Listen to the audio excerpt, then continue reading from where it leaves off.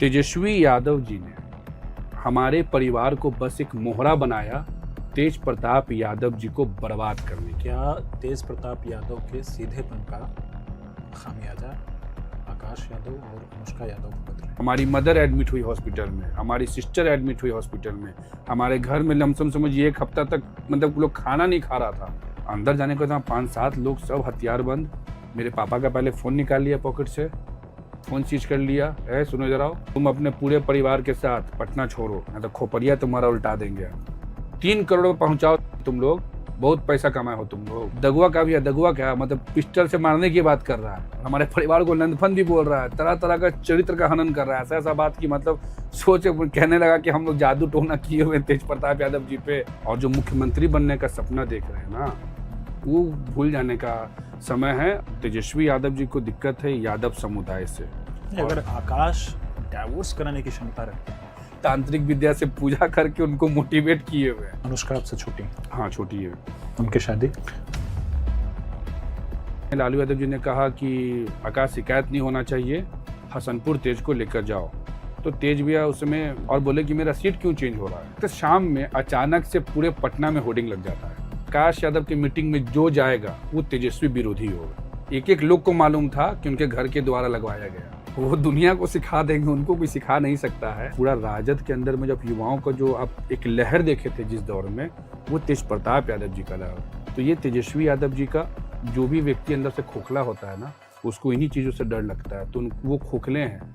जगदानंद सिंह जी ने कह दिया हु इज तेज प्रताप यादव। प्रताप जी ने कहा कि जाके लालू यादव से पूछिए हु इज तेज प्रताप यादव। वो पहले हमको बुला कर पहले धमकी घर पे देता था कि तुम लोग परिवार तुम लोग परिवार यहाँ से लेके हटो, तुम अपने पूरे परिवार के साथ पटना छोड़ो, नहीं तो खोपड़िया तुम्हारा उल्टा देंगे। तेजस्वी जी हमको बुला के बोलते कि सुनो आकाश, हसनपुर से तेज प्रताप को चुनाव हरवाना है, इसीलिए हसनपुर भेज रहे हैं। चुनाव भी लड़ेंगे, चुनाव भी जीतेंगे। तेजस्वी यादव जी ने एक सिर्फ प्रकरण का सहारा लिया उस व्यक्ति को मिट्टी में मिलाने के लिए। पशुपति पारस जी को तेजस्वी यादव जी के लोगों ने फोन करके, तेजस्वी यादव जी ने फोन करके मुझे क्यों निकलवाया पार्टी से। और जो मुख्यमंत्री बनने का सपना देख रहे हैं ना, वो भूल जाने का समय है। प्रभात खबर पॉडकास्ट में आज चर्चा होगी एक उभरते हुए नेता से, बिहार के एक इस तरह के युवा से जो जब जिस पार्टी के करीब जाते हैं तो वहां पे शीर्ष पर पहुंचने की काबिलियत रखते हैं। थोड़े ही समय में उनको जो भी राजनीतिक पर्सनालिटी होती है वो अपने सबसे खासम खास लोगों में मानने लगती है, लेकिन बहुत जल्द फिर वो आंखों के कांटा भी बनने लगते हैं और बहुत जल्द उनके लिए तमाम कार्रवाइयां भी होती है। नाम है आकाश यादव। आप परिचित होंगे शायद हाल के उस कार्यक्रम से या उस घटनाक्रम से जिसमें उनकी बहन का नाम जोड़ करके एक शीर्ष नेता के साथ देखा गया। बात करेंगे उनसे उन तमाम विषयों में, लेकिन शुरू यहाँ से करते हैं कि आकाश, ये बार बार आंखों का कांटा क्यों बन जाते हैं आप? ये आंखों का कांटा हम बार बार सबकी नज़र में नहीं बनते हैं। ये आंखों का कांटा हम सिर्फ और सिर्फ बिहार में जो वर्तमान में नेता प्रतिपक्ष तेजस्वी यादव जी हैं, उनके ही नज़र में बनते हैं। क्या दिक्कत है भाई तेजस्वी को? तेजस्वी यादव जी को सिर्फ व्यक्ति विशेष आकाश यादव से दिक्कत नहीं है। तेजस्वी यादव जी को दिक्कत है यादव समुदाय से। तेजस्वी यादव जी को दिक्कत है युवा चेहरा से। तेजस्वी यादव को सबसे ज़्यादा दिक्कत है कि यादव में कोई गरीब घर का लड़का, बोलने वाला, संघर्ष करने वाला मेरे आगे नहीं हो। सिर्फ आकाश ही नहीं, उनके नज़र में तो कन्हैया कुमार भी खटकते हैं, उनके नज़र में तो पप्पू यादव भी खटकते हैं, लेकिन उन लोगों के पास एक अनुभव है और एक पुराना एक समर्थन है। और हम एक गरीब घर के यादव घर के लड़का हैं जो गरीबी और संघर्ष और ईमानदारी के साथ अपनी राजनीति को और अपने संघर्षों को आगे लेके चलते हैं, तो उनके नज़र में खटकते हैं। आप जब ये बात कह रहे हैं तो मैं यह भी मान के चल रहा हूँ कि आप ना जिसका नाम ले रहे हैं आप उनके बड़े करीब भी रहे हैं, आप उनके परिवार के भी करीब रहे हैं, आप उनके घर में भी रहे हैं। तो अगर आप ये बात कह रहे हैं तो ज़रूर आपके पास कोई ठोस आधार होगा। नहीं, ठोस आधार इस बात को कहने के लिए मेरे पास नहीं है, बल्कि पूरा ठोस जवाब बिहार की जनता के पास है। कैसे? तेजस्वी प्रसाद यादव जी के बड़े भाई हैं जो माननीय हसनपुर से विधायक हैं, तेज प्रताप यादव जी। हम पटना विश्वविद्यालय के वाणिज्य से हमने राजनीति का अपना शुरुआत किया था। पटना विश्वविद्यालय में वाणिज्य के हम अध्यक्ष बने। क्लास 12 हमारा संत कैरन सेकेंडरी खगौल रोड से हुआ। आरजेडी के हम अध्यक्ष वहाँ से बने। फिर हम विश्वविद्यालय के कमेटी में आए। फिर हम महानगर के अध्यक्ष बने 2015 बिहार विधानसभा इलेक्शन के बाद, जब तेजस्वी यादव जी का पॉलिटिकली लॉन्च हुआ था, तेज प्रताप यादव जी का पॉलिटिकली लॉन्च हुआ था। गाड़ी के डिक्की में बैठकर जो उस समय हमारे हुआ करते थे, हमारे शीर्ष नेता जो होते थे संगठन के, उनके गाड़ी की डिक्कियों में बैठकर महुआ में जा जाकर हम लोग पोस्टर चिपकाते थे, रात रात में गांव में घर जाके बोलते थे कि तेज भैया चुनाव जीतेंगे तो मेडिकल कॉलेज बनवाएंगे, तेज भैया चुनाव जीतेंगे तो रोड बनवाएंगे। फिर 15 का जब इलेक्शन कंप्लीट हो गया, जब बिहार में महागठबंधन की सरकार बनी, जब ये स्वास्थ्य मंत्री बने, वो उप मुख्यमंत्री बने, फिर उसके करीबन 6 महीने के बाद, 6 या 7 महीने के बाद दिसंबर के टाइम पे हमको बिहार का प्रदेश अध्यक्ष बनाया गया, छात्र राष्ट्रीय जनता दल का। और उस वक्त प्रदेश अध्यक्ष बनाने के बाद हमने लमसम 2 महीने के भीतर में पूरे बिहार का हमने भ्रमण किया। और हमने क्या संघर्ष किया नहीं किया वो जनता बोलेगी तो ज़्यादा बेटर होगा, हमको बोलना उतना उचित होगा नहीं। फिर जब प्रदेश अध्यक्ष बनने के बाद फिर जब 2000 जब तेज प्रताप यादव जी की जब शादी का जब टाइम आता है, तो उनके शादी के होने के कुछ महीनों के बाद पारिवारिक साजिश के तहत, मैं पारिवारिक बोल रहा हूँ, राजनीतिक नहीं बोल रहा, क्योंकि उस समय कोई संगठन हमारे विरोध में, पार्टी हमारे विरोध में नहीं था, क्योंकि पार्टी के लिए तेजस्वी यादव जी भी खुद उस समय नए थे। 2015 में उनकी लॉन्चिंग हुई थी, तो पार्टी, नेता, पब्लिक को समझने में भी समय लग रहा था। तो पारिवारिक साजिशों के तहत हमको उस वक्त भी पार्टी से निकाला गया। और निकालने के आपको रोकूं यहाँ पे जी, शादी पर जी, एक बयान है, दरअसल मैं कोट करता हूँ, ऐश्वर्या जी का बयान है, जो कि फिलहाल पत्नी है तेज प्रताप यादव जी की, केस चल रहा है उनका। तो उन्होंने कहा कि यह सब राजनैतिक नाटक है, 12 साल से यह गतिविधि चल रही है। 12 साल कहने का आशय है कि उनकी शादी 2018 में हुई थी, आप भी उसी समय का जिक्र कर रहे हैं। साजिश क्या है, शादी में क्या अड़चन थी तेज प्रताप यादव की? देखिए, मैं आपको अगर ईमानदारी से बताऊं, क्योंकि मेरा एक कैरेक्टर है कि जो बात हम बोलते हैं सच बोलते हैं और डंके की चोट पे बोलते हैं। ठीक है। ना डर भय हमको होता नहीं किसी से। जब तेज प्रताप यादव जी की जब शादी हो रही थी, ना तो मैं शादी में इन्वॉल्व था कि तेज भैया की शादी कहाँ हो रही है, नहीं हो रही है, जबकि आप इससे पहले इन्वॉल्व थे। नहीं, मैं उस समय छात्र राजद का प्रदेश अध्यक्ष था। जिस दिन इनका शादी के अनाउंस हुआ था, उस दिन हमारी मीटिंग 3 देशतन मार्ग में चल रही थी छात्रों की। और शादी के बाद जब शादी वगैरह सब हो गया, उसके बाद भी मैं छात्र का प्रदेश अध्यक्ष होते हुए जेपी यूनिवर्सिटी से लेकर बिहार यूनिवर्सिटी तक मैं भ्रमण कर रहा था। नहीं, आपने कहा ना कि आप 2015 में बिल्कुल जाके महुआ और तमाम विधानसभाओं में आप पर्चे लगा रहे थे, आप डिक्कियों में बैठ रहे थे। बिल्कुल यानी कि आप तेज भैया के बहुत करीब थे। 2015 में हम राष्ट्रीय जनता दल के एक छात्र के एक नेता और कार्यकर्ता होने के नाते हम घूम रहे थे। जब 2015 का जब इलेक्शन, जब तेज प्रताप यादव जी जीत कर आ गए, तब मैं पटना महानगर का अध्यक्ष बना। मतलब मैं संगठन के एक ओहदे पे मैं पहुंच गया, जहां हमारी वार्तालाप नेता से आमने सामने होगी, क्योंकि संगठन में जो सचिव होते हैं वो तो अपने नेता के पास जाकर बेचारे बैठ के डिस्कशन नहीं करते हैं। तब नेता ने हमारे संघर्ष को देखा, हमारे मेहनत को देखा कि कैसे टीम तेज प्रताप के नोपी लगाकर, कैसे पटना के कारगिल चौक पे जितने पुराने पत्रकार भाई होंगे उनसे पूछिएगा, हर एक मुद्दों पे हम लोग कारगिल चौक से लेकर इनकम टैक्स गोलंबर तक हम लोग का फिक्स होता था हर एक मुद्दे पे। तो उन्होंने हमारे काम को देखा, फिर हमको उन्होंने अध्यक्ष बनाया। फिर उसके बाद उनकी शादी हुई ऐश्वर्या राय जी के साथ। फिर शादी के बाद फिर उनकी डाइवोर्स हुई। जब डाइवोर्स उनकी जब शादी की हुई, तो शायद भगवान साक्षी होंगे, महाकाल और आदरणीय चंद्रिका राय जी हैं, आदरणीय पूर्णिमा राय जी हैं, आदरणीय श्रीमती राबड़ी देवी जी हैं, तेजस्वी यादव जी हैं, मीसा भारती जी हैं। तमाम लोग को पता था कि क्या हुआ नहीं हुआ, और आकाश के गला पे तलवार रखा गया था और आकाश ने वहाँ पे अपने आप को प्रूफ किया था। उसके बाद अचानक से मुझे संगठन से आउट कर दिया जाता है। एक सामान्य व्यक्ति होने के नाते जी, मेरा दिमाग, आपकी बातें मुझे ठीक लग रही हैं जी, कनेक्टिंग डॉट्स ढूंढ नहीं पा रहा है जी। कनेक्टिंग डॉट्स, आप कह रहे हैं कि आप बहुत ही तेजी से काम करके बहुत बेहतरीन ढंग से आपने अपने राजनीतिक करियर को ऊपर किया जी, सब कुछ ठीक चल रहा था, आप एक ओहदे पे पहुंचते हैं और एक शादी होती है परिवार में, जिसमें आप उनके तमाम जो भाई बहन सबका नाम भी ले रहे हैं। तो फिर इस राजनेता के तलवार कंधे पे रखने की जरूरत क्यों पड़ती है, गले के रखने पे क्यों पड़ती है? ये जरूरत आकाश, इसलिए आकाश, क्योंकि आकाश उस वक्त तेज प्रताप यादव जिंदाबाद का झंडा और नारा को बुलंद कर रहा था, जो तेजस्वी यादव जी को पसंद नहीं पड़ रहा था। और जो इनका ये प्रकरण शादी और डाइवोर्स का हुआ, ये नॉट ओनली तेज प्रताप यादव जी, किसी भी एक लड़के के लिए एक बहुत बड़ा सेटबैक होता है, चाहे वो हम हो चाहे कोई भी हो। लेकिन उस परिस्थिति में भी और पूरे ईमानदारी के साथ तेज प्रताप यादव जी का जिंदाबाद का नारा तेज तेजस्वी जिंदाबाद का नारा, तेज रफ्तार तेजस्वी सरकार का नारा, ये सारे नारों से कहीं ना कहीं तेजस्वी यादव जी को ये डर लगा, उनके टीम के लोगों को ये डर लगा, स्पेशली संजय यादव जी को, कि कहीं ये मुख्यमंत्री का कुर्सी पे कहीं कोई दावेदारी ना खड़ा हो जाए, कहीं मुख्यमंत्री के कुर्सी तक कहीं हमारा कंपटीशन दो में ना हो जाए।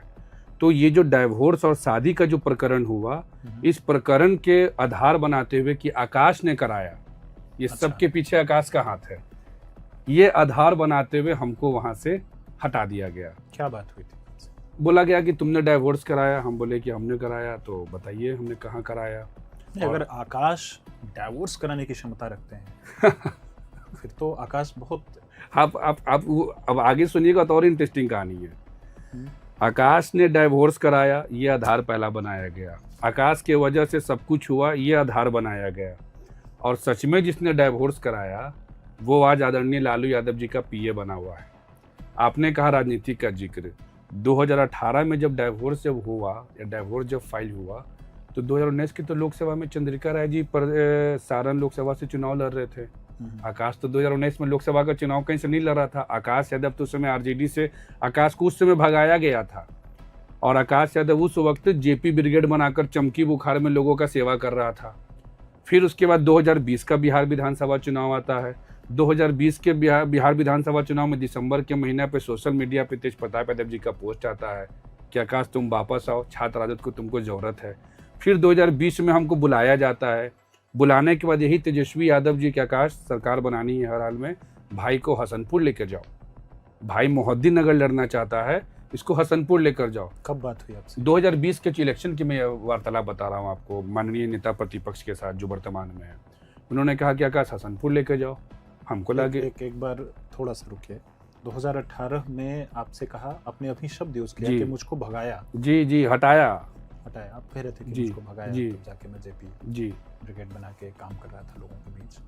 फिर एक सोशल मीडिया की पोस्ट आई आपसे कुछ 2020 बात हुई, में। 2020 में फिर आपके सामने नेता प्रतिपक्ष जो मौजूदा है आदरणीय लालू यादव जी भी हैं।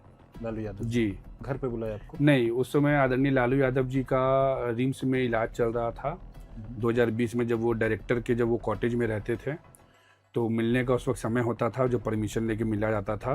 तो मिलने वाले परमिशन में हम थे, तेज भैया थे और डॉक्टर धर्मेंद्र चंद्रवंशी जो कुम्हरार विधानसभा से चुनाव लड़े थे आरजेडी की सिंबल में 2020 में, अभी वो जदयू में है।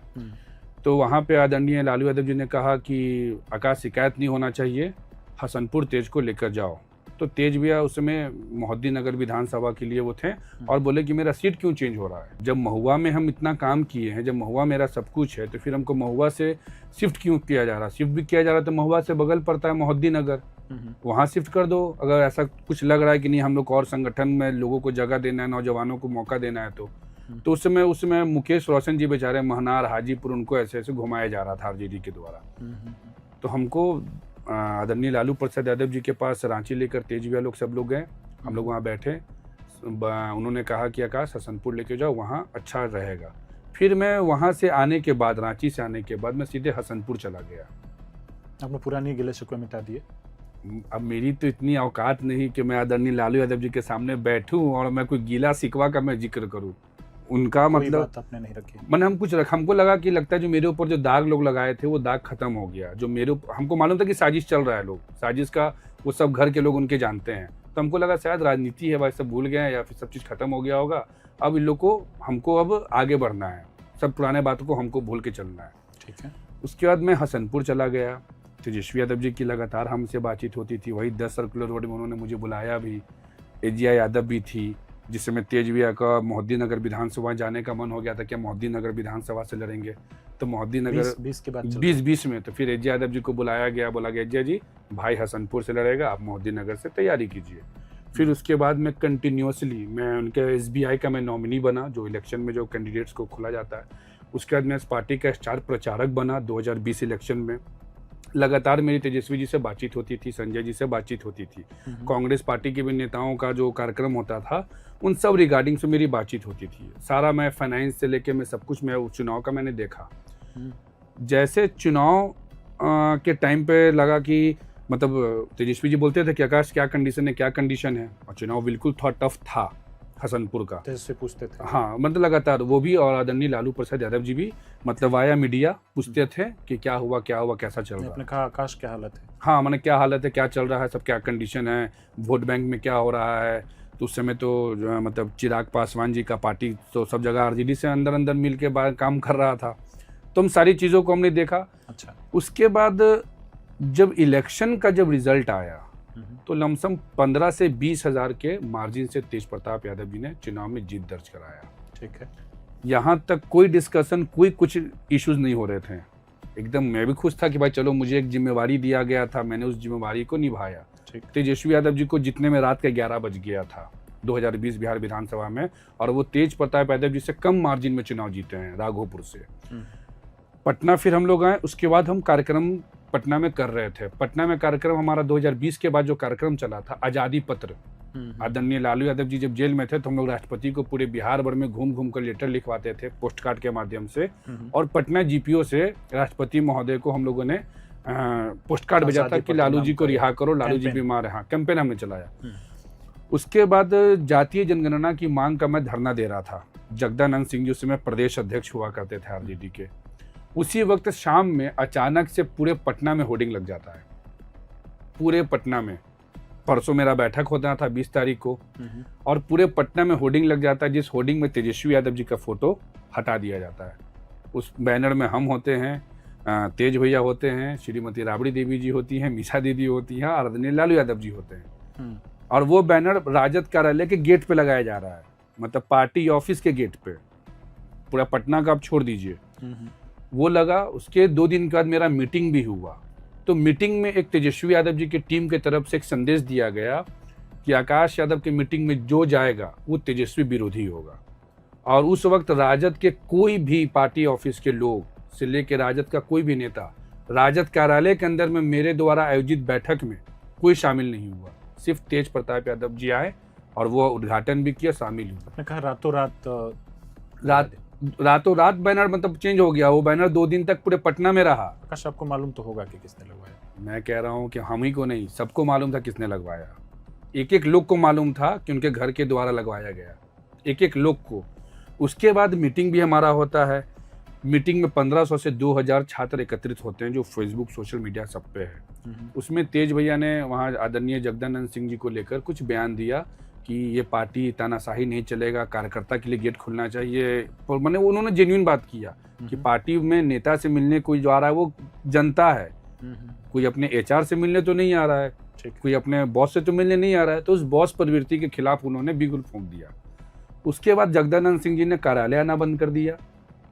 और जब वो कार्यालय आना बंद कर दिए तो अचानक से 15 दिन के बाद वो कार्यालय आते हैं, और मैं महाकाल का कसम खाकर बता रहा हूँ, मुझे हल्का सा भी भनक नहीं कि क्या होने वाला है। मैं उस समय आरा भीटा रोड पे था। अचानक से मेरे पास नोटिफिकेशन आता किसी हमारे साथी के द्वारा कि भाई फलाने आदमी को प्रदेश अध्यक्ष छात्र का बना दिया गया। हम शॉक्ड, कह रहे ये क्या हो गया अचानक से। कुछ महीना पहले चुनाव, मतलब हमको अभी तक मेरा हक भी नहीं मिला, मतलब हमको मेरा प्राइज गिफ्ट नहीं मिला कि वाह आकाश वेल डन, तुमने बहुत अच्छा काम किया। हाँ, तुमने अच्छा काम किया आकाश, ये कुछ तारीफ वारीफ नहीं मिला, सीधे लेटर मिल गया। मेरा दिमाग शॉक्ड हो गया, कह रहे ये कैसे हो गया। उसके बाद जगदानंद सिंह जी का बयान आता है। क्या था बयान? कि आकाश यादव मेरे पार्टी में था ही कब था नहीं मालूम, छात्र का पद खाली था इसीलिए मैंने इस लड़के को बना दिया। सोचिए, वो इतने बुजुर्ग व्यक्ति एक हमारे जैसे गरीब यादव के बच्चा के साथ इतना बड़ा झूठ कैसे बोल सकते हैं। समाजवाद का वो चोला ओढ़ते हैं, धोती कुर्ता पहनते हैं गांधी जी की तरह, और वो आदमी आकर मीडिया में बोले। सोचिए, उस कार्यालय से बोले जिस कार्यालय से न्यूज़ गया है पूरे न्यूज़ चैनल में कि डीएम को ज्ञापन सौंपने वाले में छात्र के प्रदेश अध्यक्ष आकाश यादव, युवा के प्रदेश अध्यक्ष कारी सोहेब, पार्टी के पटना जिला अध्यक्ष स्वर्गीय देवमुनि यादव जी जो आज धरती पे नहीं है, पार्टी से लेटर गया हुआ है। हम छात्र राज के प्रदेश अध्यक्ष के ही बैनर तले हम 2020 इलेक्शन के स्टार कैंपेनर बने दूसरी बार। और वो उतना बुजुर्ग नेता ने कहा कि मेरे पार्टी में था ही नहीं। तो इससे बड़ा आप समझ सकते हैं कि मेरे लिए क्या दिल पे लगा होगा। क्या किया आपने फिर? मैंने तेज भैया से पहले बात किया, वो उसमें प्रॉपर एग्रेसिव हो गए, कह रहे हमसे ही बात नहीं किया, कैसे हो गया, क्या हो गया। हम बोले भैया आप शांत रहिए, आप कुछ भी बोलिएगा तो लगेगा सबको कि हम करवा रहे हैं, हम आपको सिखा रहे हैं। ये वहाँ का एक पहला पॉलिटिक्स आधार है कि तेज प्रताप यादव के साथ जो रहेगा वो चोर, पॉकेटमार, दलाल, थर्ड क्लास का आदमी होगा, ऐसा परसेप्शन बना देना है। उसके बाद तेज भी कौन बनाता है perception? Tejashwi Yadav and team जो भी कुछ करेंगे तेज प्रताप यादव, लगेगा कि आकाश ने सिखा दिया। बस तेज प्रताप यादव को सिखाना पड़ता है। मैं आपको सच्चाई बता देता हूँ, उनको सिखाने वाला तो कोई माई कलाल पैदा नहीं लिया है, वो दुनिया को सिखा देंगे, उनको कोई सिखा नहीं सकता है। क्यों लगता है उनके, जब आप तथाकथित तौर पे आप कह रहे हैं कि उनके परिवार को ऐसा लगता है? आप समझिए इसमें क्या बेसिक रीज़न है ना। तेज प्रताप यादव जी वो छवि को लेकर सड़क पर निकलते हैं जिस छवि को लोगों ने आदरणीय लालू प्रसाद यादव में देखा है। उनका जनता से मिलना, उनका लोगों से मिलना, उनका अपने कार्यकर्ताओं के लिए खड़ा होना, तो वो कहीं ना कहीं तेजस्वी यादव जी का जो पूरा राजद के अंदर में जब युवाओं का जो आप एक लहर देखे थे जिस दौर में, वो तेज प्रताप यादव जी का लहर था, वो तेजस्वी यादव जी का लहर नहीं था। आज तेजस्वी यादव जी पार्टी को संभाल रहे हैं ना, क्यों नहीं किसी का लहर रोक पाए? क्यों नहीं चिराग पासवान के लहर को रोक पाए? क्यों नहीं पप्पू यादव के लहर को रोक पाए? क्यों नहीं प्रशांत किशोर के लहर को रोक पाए? क्यों प्रशांत किशोर की जाति को बता बता के किसी को डाउन करने के फेरे में पड़े हुए हैं? तो ये तेजस्वी यादव जी का जो भी व्यक्ति अंदर से खोखला होता है ना, उसको इन्हीं चीज़ों से डर लगता है। तो वो खोखले हैं राजनीतिक रूप से, तो उनको वो चीज़ लगा कि कहीं ऐसा ना हो कि पार्टी के अंदर में प्रॉपर एक टीम खड़ा हो जाए, जो टीम आपको आज दिख रहा होगा। आज राजद का मतलब क्या है? आज राजद का मतलब है संजय यादव। आज राजद का मतलब क्या है? जो संजय यादव जी बोलेंगे वही होगा। तो ये टीम बनाने का लगा, उन लोगों को लगा कि कहीं आकाश एक टीम ना फॉर्म कर दे। आकाश का पूरा जो वर्कर है, पूरा जो संगठन है, ये कहीं पार्टी के अंदर में दो पार्टी ना खड़ा हो जाए, दो विचारधारा ना खड़ा हो जाए कि कौन यादव प्रेमी है, कौन यादव विरोधी है, कौन सनातनी प्रेमी है, कौन सनातनी विरोधी है। तो ये डर उनको लगातार समा रहा था, और वो डर जब समाते समाते जब ओवरफ्लो होता था तब वो हमको हटाते थे, और जब वो डर कम होता था तब हमको वो बुलाते थे। ये उनका कॉन्सेप्ट था। आपको 2020 चुनाव जीतने के बाद थोड़े समय बाद आपसे कहा गया कि अब आप उस पद पे नहीं हैं, या कि किसी और को वहाँ पे हाँ पद था, मतलब पद खाली था, और फिर उसी में कॉल लाइन ऐड हुआ था। तेज प्रताप यादव जी छात्र राजद के संरक्षक हुआ करते थे स्टार्टिंग दौर से, बीएन कॉलेज में जब वो राजनीति करते थे उस दौर से। जी ठीक बात है। और ये इतिहास उठा के कोई देख ले कि बिहार में राजद का युवाओं को पहला झंडा उठाने वाला व्यक्ति का नाम तेज प्रताप यादव है, ना कि तेजस्वी यादव जी है। तेजस्वी क्रिकेट में बिजी थे, वो कहीं नहीं बिजी थे, बिना वही वाला बात है कि जबरदस्ती का बिजी बनना। उसके बाद क्या हुआ कि जब हमारा ये इलेक्शन के बाद का जब कंडीशन जब शुरू हुआ, तेज प्रताप यादव जी छात्र राज के संरक्षक थे, तभी हम लोग उनके संगठन में थे। जगदानंद सिंह जी ने कह दिया हु इज तेज प्रताप यादव। वो बयान बहुत पूरे इंडिया लेवल में चला था कि बतौर राजद का प्रदेश अध्यक्ष जगदानंद सिंह जी ने बोल दिया कि हु इज तेज प्रताप यादव। उस जगह से जगदानंद सिंह जी और तेज प्रताप यादव जी में विवाद शुरू हुआ, जो तेज प्रताप जी ने कहा कि जाके लालू यादव से पूछिए हु इज तेज प्रताप यादव। उसके बाद जगदानंद सिंह जी को आगे रख के कहवाया गया कि नहीं, छात्र राज संरक्षक तो हमारे कोई लिपि में कुछ है नहीं, ये नहीं वो नहीं, जगदानंद सिंह जी ने कहा, कोई हायरार्की नहीं है। हाँ। उसके बाद तेजस्वी यादव जी से जब बयान लिया गया, उन्होंने कहा कि नहीं, मेरा तो ये कोई मामला नहीं है जो उनका अपना होता है पलड़ा झाड़ने वाला, मेरा ये मामला नहीं, संगठन और पार्टी का मामला। उन्होंने उस पर छोड़ दिया। उसके बाद हमने तेज भैया को बोला कि भैया अब हमारा शरीर, हमारा दिमाग और हमारा भविष्य इन प्रताड़ना को नहीं झेल पाएगा पार्टी का। ये 25-50 लाख का कौन होर्डिंग लगवाया, क्या हुआ, आपकी किससे लड़ाई हुई, और मेरा गला कट गया। अभी तो समय था कि हमको गिफ्ट मिले पार्टी की तरफ से कि मैंने अच्छा काम किया और हमको ये मिला। उसके बाद मैंने उनसे हाथ जोड़ते मैंने कहा भैया मुझे अब आज्ञा दीजिए। उसके बाद मैंने प्रण लिया कि मैं अब तेजस्वी यादव जी के झांसे में और तेजस्वी यादव जी के साथ में कभी भी चाहे जो हो जाए मैं काम नहीं करूँगा। कि अब आप राजद के साथ नहीं जाएंगे या कि तेजस्वी के साथ नहीं जाएंगे? हम जब तक राजनीति करेंगे, हम तेजस्वी यादव जी को मुख्यमंत्री बनाने के लिए कहीं कोई पहल नहीं करेंगे, कहीं कोई काम नहीं करेंगे, कहीं कुछ नहीं करेंगे। राजद इज नॉट तेजस्वी। राजद में और भी कार्यकर्ता हैं जो खेत खलियानों में मजबूत कर रहे हैं, हम उनके लिए आज भी खड़े हैं। हम इनके लिए खड़े नहीं हो सकते, हम इनका समर्थन और इनके साथ राजनीति हम कभी नहीं कर सकते। ये कब फैसला किया आपने? ये फैसला हमको लगता है कि जिस वक्त हम आदरणीय पशुपति कुमार पारस जी का जब संगठन राष्ट्रीय लोक जनशक्ति पार्टी को जब दिल्ली में जब हमने ज्वाइनिंग लिया था, उसी वक्त हमने कसम खाया था कि नहीं, अब नहीं, बहुत हो गया और ये आदमी बिहार के लिए सही नहीं है, ये आदमी बिहार के नौजवानों के लिए सही नहीं है, खासकर यादव समाज के लिए सही नहीं है, और हिंदू के लिए तो खैर बात ही छोड़ दीजिए। तब हम उसी समय से प्रण ले लिए। फिर उसके बाद पशुपति कुमार पारस जी के पार्टी के हम छात्र के राष्ट्रीय अध्यक्ष बने। उसके बाद मेरा और तेज भैया का पॉलिटिकल जो प्रॉपर जो सिनेरियो था वो प्रॉपर अलग हो गया। फिर 2024 का लोकसभा का चुनाव आया, वो हम उनके मतलब आरजेडी के खिलाफ हम अपना एनडीए में थे और तेज भी अपने महागठबंधन में थे, इनके साथ थे। अब उसके बाद जैसे ही ये प्रकरण आया जो हमारे घर से जो जोड़ा गया, हमारी सिस्टर को लेके जोड़ा गया, तो इस प्रकरण में भी तेजस्वी यादव जी ने बहती गंगा में हाथ धोने का प्रयास किया और सफल भी हो गए। तेज भैया के आईडी से अपडेट हुआ, उन्होंने बताया क्या मामला था, नहीं मामला था, मैं उस पर नहीं जाऊंगा। तेजस्वी यादव जी ने तेज प्रताप यादव जी को पार्टी और परिवार से निकलवाने का भी फैसला आदरणीय लालू यादव जी शाही आगे करके किया कि परिवार और पार्टी के लिए घातक है। तो अब उसमें जनता ज़्यादा हमसे ज़्यादा होशियार समझदार है कि क्या घातक है। आकाश, एक मिनट में फिर से आऊँगा तेज प्रताप यादव जी पे, तेजस्वी पे, उनके परिवार पे। एक बार आपके परिवार की तरफ चलना चाहता हूँ। कौन कौन है आपके परिवार में? हम हैं, मेरे पापा, मेरी मम्मी, मेरा एक भाई, मेरी एक बहन और हमारे 3 डॉग्स। आपके परिवार का? हाँ हाँ, अच्छी बात है। क्या करते हैं आपके पिताजी? हमारे पिताजी का एक नॉर्मल सीमेंट का कारोबार हुआ करता था, 2-3 दुकान हुआ करता था। वो दुकान किसी कारणवश बंद हो गया, तो अब हम लोग का जो और से फ़ोन पे जो ऑर्डर्स आता है सीमेंट वगैरह का, उसका काम हुआ। मम्मी हाउस वाइफ हैं। बड़ी आपकी दीदी? नहीं, छोटी है हमसे। आप बड़े हैं सबसे? हाँ, सबसे बड़े हम हुए, हमसे छोटी वो, उसके बाद हमारा छोटा। अभी शादी नहीं की? नहीं, अभी नहीं। ये सब कचरा के माहौल में आपको लगता है शादी विवाह टिकेगा कि हम भी इसके हिस्सा बन जाएंगे? हम नहीं चाहते कि हम अपने कैरियर के साथ साथ किसी और का भी कैरियर को दांव पे लगाएं। नहीं, पर बतौर इंसान आकाश शादी तो नहीं, बतौर इंसान कहीं मैं काम कर रहा हूँ कि मैं अपने परिवार के मान सम्मान के लिए मैं लड़ रहा हूँ। और अब हम नहीं चाहते कि हमारे परिवार ने जितने तेजस्वी यादव जी के अत्याचार को झेला, अब मैं किसी और बाहर की किसी लड़की को अपने जीवन में जीवन साथी बनाकर मैं लेकर आऊँ और उसको भी उस चीज़ का हिस्सा बनाऊँ। तो हम ये सोच रहे हैं। बड़ी बात आप कह रहे हैं। हाँ, तो हम अभी ये सोच, व्यक्ति के प्रभाव से हाँ, आप शादी नहीं करेंगे? शादी करेंगे, उस व्यक्ति के प्रभाव के दबाव को कम करने के लायक जब बन जाएंगे तब शादी करेंगे। जब लगेगा कि नहीं, कुछ व्यक्ति के एक एक चीज़ों का जवाब अब हम डायरेक्टली दे सकते हैं, जिसका मैंने प्रयास कर रखा है, तब हम बिल्कुल करेंगे और डंके की चोट पे करेंगे। अनुष्का आपसे छोटी है? हाँ, छोटी है। उनकी शादी? आप देखिए, अब हम अपने परिवार का शादी कहाँ करेंगे, कहाँ शादी हुआ नहीं हुआ, इस पर हमको तो नहीं लगता है कि कोई मीडिया प्लेटफॉर्म सही जगह डिस्कस करते। चाय पे जब बैठेंगे हम लोग बाहर में तो जरूर डिस्कशन करेंगे। सिर्फ इसलिए पूछ रहा हूँ कि अनुष्का की शादी या अनुष्का को लेकर ही ये जो जिसके बारे में आप जिक्र कर रहे थे कि परिवार से और उनकी पार्टी से भी वो बेदखल है, फिलवक्त तेज प्रताप यादव नहीं है।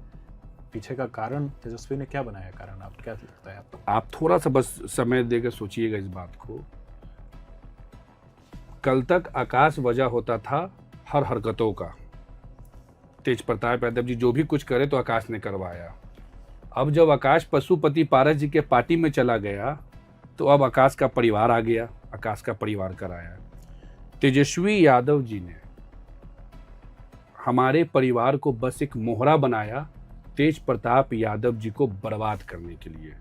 तेजस्वी यादव जी ने एक सिर्फ प्रकरण का सहारा लिया उस व्यक्ति को मिट्टी में मिलाने के लिए। आप इस बात को मैं ऑन माइक और डंके की चोट पे कह रहा हूँ। तेज प्रताप यादव अनुष्का यादव का मामला था, चलिए ठीक है। पशुपति पारस जी को तेजस्वी यादव जी के लोगों ने फ़ोन करके, तेजस्वी यादव जी ने फ़ोन करके मुझे क्यों निकलवाया पार्टी से, मुझे पार्टी से निकलवाने के बाद इनको महागठबंधन में शामिल कराने का क्यों इनको थ्रेटनिंग दिया कि नहीं पहले हटाइए उसको तब महागठबंधन में होगा। कब की बात है ये रिसेंटली की बात है, आप इसका देख लीजिए, सारे न्यूज़ अखबार को उठाकर देख लीजिए। और उसके बाद मैं ये बात भी जो मैं बोल रहा हूँ, ये 12:30 बजे रात में हमारी राष्ट्रीय लोक जनशक्ति पार्टी के प्रदेश अध्यक्ष प्रिंस राज जी से मेरी मुलाकात भी हुई उनके घर पे। उन्होंने बोला कि आकाश अगर तुम इस पार्टी में रहोगे तो अपनी लड़ाई नहीं लड़ पाओगे, उधर से बहुत प्रेशर है। मुझे याद है जब आप जिक्र कर रहे हैं जब पशुपति पारस जी ने लिया एक्शन तो पशुपति पारस ने लिया, तेजस्वी ने क्या किया इसमें? आप इतने ठोस आधार के तौर पे कि मुझे तेजस्वी ने पशुपति पारस से बात की, हाउ डिड यू नो? आप पहला तो नो ये है कि मैं और मेरा प्रिंस राज और प्रिंस राज जी के एक मित्र बिट्टू गुप्ता जी, अच्छा, जो मुझे प्रिंस राज जी ने मुझे बुलाकर ये सारी बता के आकाश कल आपको निष्कासित हम लोग करेंगे, ऐसा ऐसा प्रेशर है। तो मैं तो उतना गिरा हुआ टाइप का तो मैं आज तक राजनीति मैंने किया नहीं कि मैं पैर पकड़ लूँगा, ना भैया हमारा साथ दा, कुछ नहीं। हमने बोला भैया आपकी फ्यूचर, पारस चाचा जी के बेटा का फ्यूचर, यशराज का फ्यूचर अगर हमारे निष्कासन से होता है तो आप अभी निष्कासित हमको कीजिए, मुझे कोई दिक्कत नहीं है। पशुपति पारस जी के लिए क्या किया? पशुपति पारस चाचा के लिए आप अगर ये समझेंगे तो आप इतना समझ लीजिए कि उनका राजनीतिक अस्तित्व जो अंत उनके भतीजा ने किया, चिराग पासवान, उस चिराग पासवान जी से बिना किसी एक मतलब के, बिना किसी कोई चीज़ों का, मैंने उस चिराग पासवान जी का मैंने विरोध किया पशुपति पारस चाचा जी के लिए। जब पशुपति पारस चाचा जी को जब बिहार में 5-5 सांसद जब इनके छोड़ के सब निकल रहे थे, उस बुरे दौर में मैंने इनके साथ कदम में कदम मिलाकर इनके साथ मैं खड़ा रहा। जब इनको 5 सीट नहीं देकर बिना लोकसभा का बिहार में भेजा गया और समस्तीपुर लोकसभा में इनके भतीजे प्रिंस राज जी, जो उनके पिताजी का क्षेत्र हुआ करता था स्वर्गीय रामचंद्र पासवान का, उस क्षेत्र में एनडीए के लोग जब उनको गाली दे रहे थे, आकाश यादव उनके सम्मान में वारिसनगर में एनडीए से लड़ रहा था, उनके सम्मान के लिए। पूरा एनडीए को, जब एनडीए के लोगों ने जब पारस चाचा को लात मार के भगाया था, जब ये कहते हैं कि दलित विरोधी है, तो इनके सम्मान में कोई जब खड़ा नहीं हुआ था, तो आकाश यादव इनके सम्मान में इनके सामने पार्टी की मीटिंग में बोला था कि चाचा जी आप एनडीए का सपोर्ट कर रहे हैं, आप कीजिए, मुझे कोई दिक्कत नहीं है। आपके मान सम्मान के साथ जो सीट हमारा था, जहाँ खिलवाड़ हुआ है, हम वहाँ संघर्ष करेंगे। और मैंने एनडीए के खिलाफ जाकर मैंने प्रचार प्रसार किया समस्तीपुर लोकसभा में। तब इन्होंने मुझे फ़ोन करके कहा जी आप अभी मत कीजिए, भाजपा में उनको गवर्नर वगैरह कुछ बनाने का लालच दिए हुआ था कि गवर्नर बना देंगे, राज्यसभा बना देंगे, प्रिंस राज को मंत्री बना देंगे। तो उस प्रवोलन में बेचारे थे, तो हमको लगा चलो ठीक है भाई, बिना मतलब मेरे बोलने से फिर यहाँ भी कुछ इफेक्ट हो जाएगा, तो नहीं बोलो, उनका चीज़ है। मैं चुप रहा। उनके हर एक कार्यक्रम को पटना के सड़कों पर जब आप निकलेंगे, आज तक राष्ट्रीय लोक जनशक्ति पार्टी जब से चिराग पासवान के साथ ये अलग हुए, पटना के सड़कों पर अगर संघर्ष का अगर नाम आएगा तो उसमें आकाश यादव का नाम जरूर अंकित होगा। इनका पूरे बिहार भ्रमण में जो घूमे थे, अगर आप हर भ्रमण का तस्वीर निकालिएगा तो आकाश यादव अपने जेब का एक छात्र होकर, अपने पैसा का तेल और गाड़ी और अपने पैसा के भोजन से इनके साथ जाकर इनके विचारधाराओं को और जनता के बीच में इनको नेता मानने का हम लोगों से अपील करते थे। लेकिन अचानक से महागठबंधन में इनको शामिल होना था। लालू जी, तेज प्रताप यादव भैया आए थे, लेकिन तेजस्वी जी नहीं आए थे, तो क्योंकि मार्केट में ये दिखाना था कि पार्टी तेजस्वी जी का है, तो तेजस्वी जी ने कहा कि इसको जल्दी से जल्दी हटाओ पार्टी से। जैसे मैं पार्टी से हटा तो देखिए रामविलास जी के पुण्यतिथि जयंती समारोह में तेजस्वी जी वहाँ आराम से एकदम बैठ कर अपना वो दिखा रहे हैं कि अब मेरे ये अभिभावक हो गए, मेरे चाचा हो गए, मेरे सब कुछ हो गए। और वही चाचा जब 2024 में जब घूम रहे थे कि हमको टिकट दे दीजिए, तो फूका हुआ कारतूस तेजस्वी जी बोलवा रहे थे। अच्छा। और वही तेजस्वी जी हमको पार्टी से निकलवाने के बाद पार्टी से हमको क्यों निकलवाएं? तो आकाश, आपने जब इतनी सारा सब कुछ आपने बताया कि आपने खुद के पैसे से उनके लिए यात्राओं में आप संघर्ष करते रहे, उनके साथ घूमते रहे, फिर आपको एक किसी निजी मामले को लेकर के, जो कि आपके पारिवारिक बहन से जुड़ा हुआ है, उसको लेकर के राजनीतिक निष्कासन आपको उस पार्टी से मिला, आप मुलाकात नहीं की, आपने बात नहीं की? जब मेरी बात प्रिंस राज जी से जब हो ही गई थी और जब हम सामने वाले का जब कैरेक्टर को समझ ही गए कि किस कैरेक्टर में हैं, तो हमको नहीं लगता कि बात करना इस वेस्टेज ऑफ टाइम के बराबर होगा। और हमको लगता है कि राजनीतिक में जो भी घटनाक्रम मेरे साथ होता है, महाकाल हमारे अच्छे और बेहतर के लिए ही करते हैं। और हमको ये फील हुआ कि नहीं, चलो मेरे अगर बलिदान से अगर पारस जी का बेटा चुनाव अलौली से जीत जाता है आरजेडी का टिकट लेकर, तो बहुत अच्छी बात है। प्रिंस राज, पर आकाश का क्या? आकाश क्या हमेशा बलिदान देते रहे? नहीं। आकाश यादव बलिदान देके शहीद होने वाला लोग में से नहीं है कि हम मतलब जान देने वाली बात है। अभी हमारे लिए सबसे बड़ा चैलेंज है अपने परिवार की सुरक्षा करना। अभी हमारे पास सबसे बड़ा चैलेंज है कि अपने भविष्य के साथ अपने परिवार के भविष्य को देखना। मैं उस प्रवृत्ति का तो मैं नेतागिरी राजनीति में कर नहीं रहा कि मैं अपने कुर्सी के लिए, अपने सत्ता के लिए मैं किसी को भी आगे कर दूं और किसी का भी मैं बलिदान देकर कर दूं। मैं आज अगर तेजस्वी यादव जी का, अगर उस वक्त में तेज प्रताप जी का साथ छोड़ के मैं तेजस्वी यादव जी के साथ अगर जिंदाबाद करने लगता, तेजस्वी जी की टीम को मैं शामिल कर लेते हम, अगर तेज प्रताप जी को हसनपुर से चुनाव अगर हम हरवा देते, तो शायद आज हम एमएलसी या विधायक वगैरह के लिए भी हम वहाँ पे होते। नहीं, तो बड़ी उल्टी बात हो गई। आपने बीच में कहा कि वे लोग आपसे पूछ रहे थे कि क्या राजनीतिक समीकरण है, क्या जातीय समीकरण है, वोट किसको कितना पड़ रहा है। लालू जी पूछ रहे थे, तेजस्वी जी पूछ रहे थे। अब आप कह रहे हैं कि तेजस्वी को चुनाव हरवा देता तो बेहतर होता। नहीं तो आप जैसे ये बताइए कि अगर हमको तेज प्रताप यादव जी के चुनाव में भेजने के टाइम अगर तेजस्वी जी हमको बुला के बोलते कि सुनो आकाश, हसनपुर से तेज प्रताप को चुनाव हरवाना है, इसीलिए हसनपुर भेज रहे हैं, तो क्या आपको लगता है क्या मान जाते हैं? अच्छा, राजनीति में सर वर्ड से ज़्यादा आंख का इशारा काफ़ी होता है कि क्या कहना है क्या नहीं करना है। तो ऐसे इशारे मिल रहे थे आपको? हमको इशारा ही नहीं, हम सब कुछ हमको मिल रहा था कि क्या हो रहा है। क्यों रोसड़ा में राहुल गांधी जी के कार्यक्रम में इनको जाने से रोका गया, क्यों हमारे वहाँ राजपूत वोट बैंक में आनंद मोहन जी की पत्नी लवली आनंद जी को जब पार्टी में ज्वाइन करवाया गया था, क्यों हसनपुर में लवली आनंद जी का प्रोग्राम को रोकवा दिया गया था बीच रास्ते में से, क्यों कांग्रेस के नेताओं को कार्यक्रम करने से वहाँ रोक दिया जाता कि मत करो, भीड़ हम लोगों का है, दूसरा कोई नाम कमा लेगा।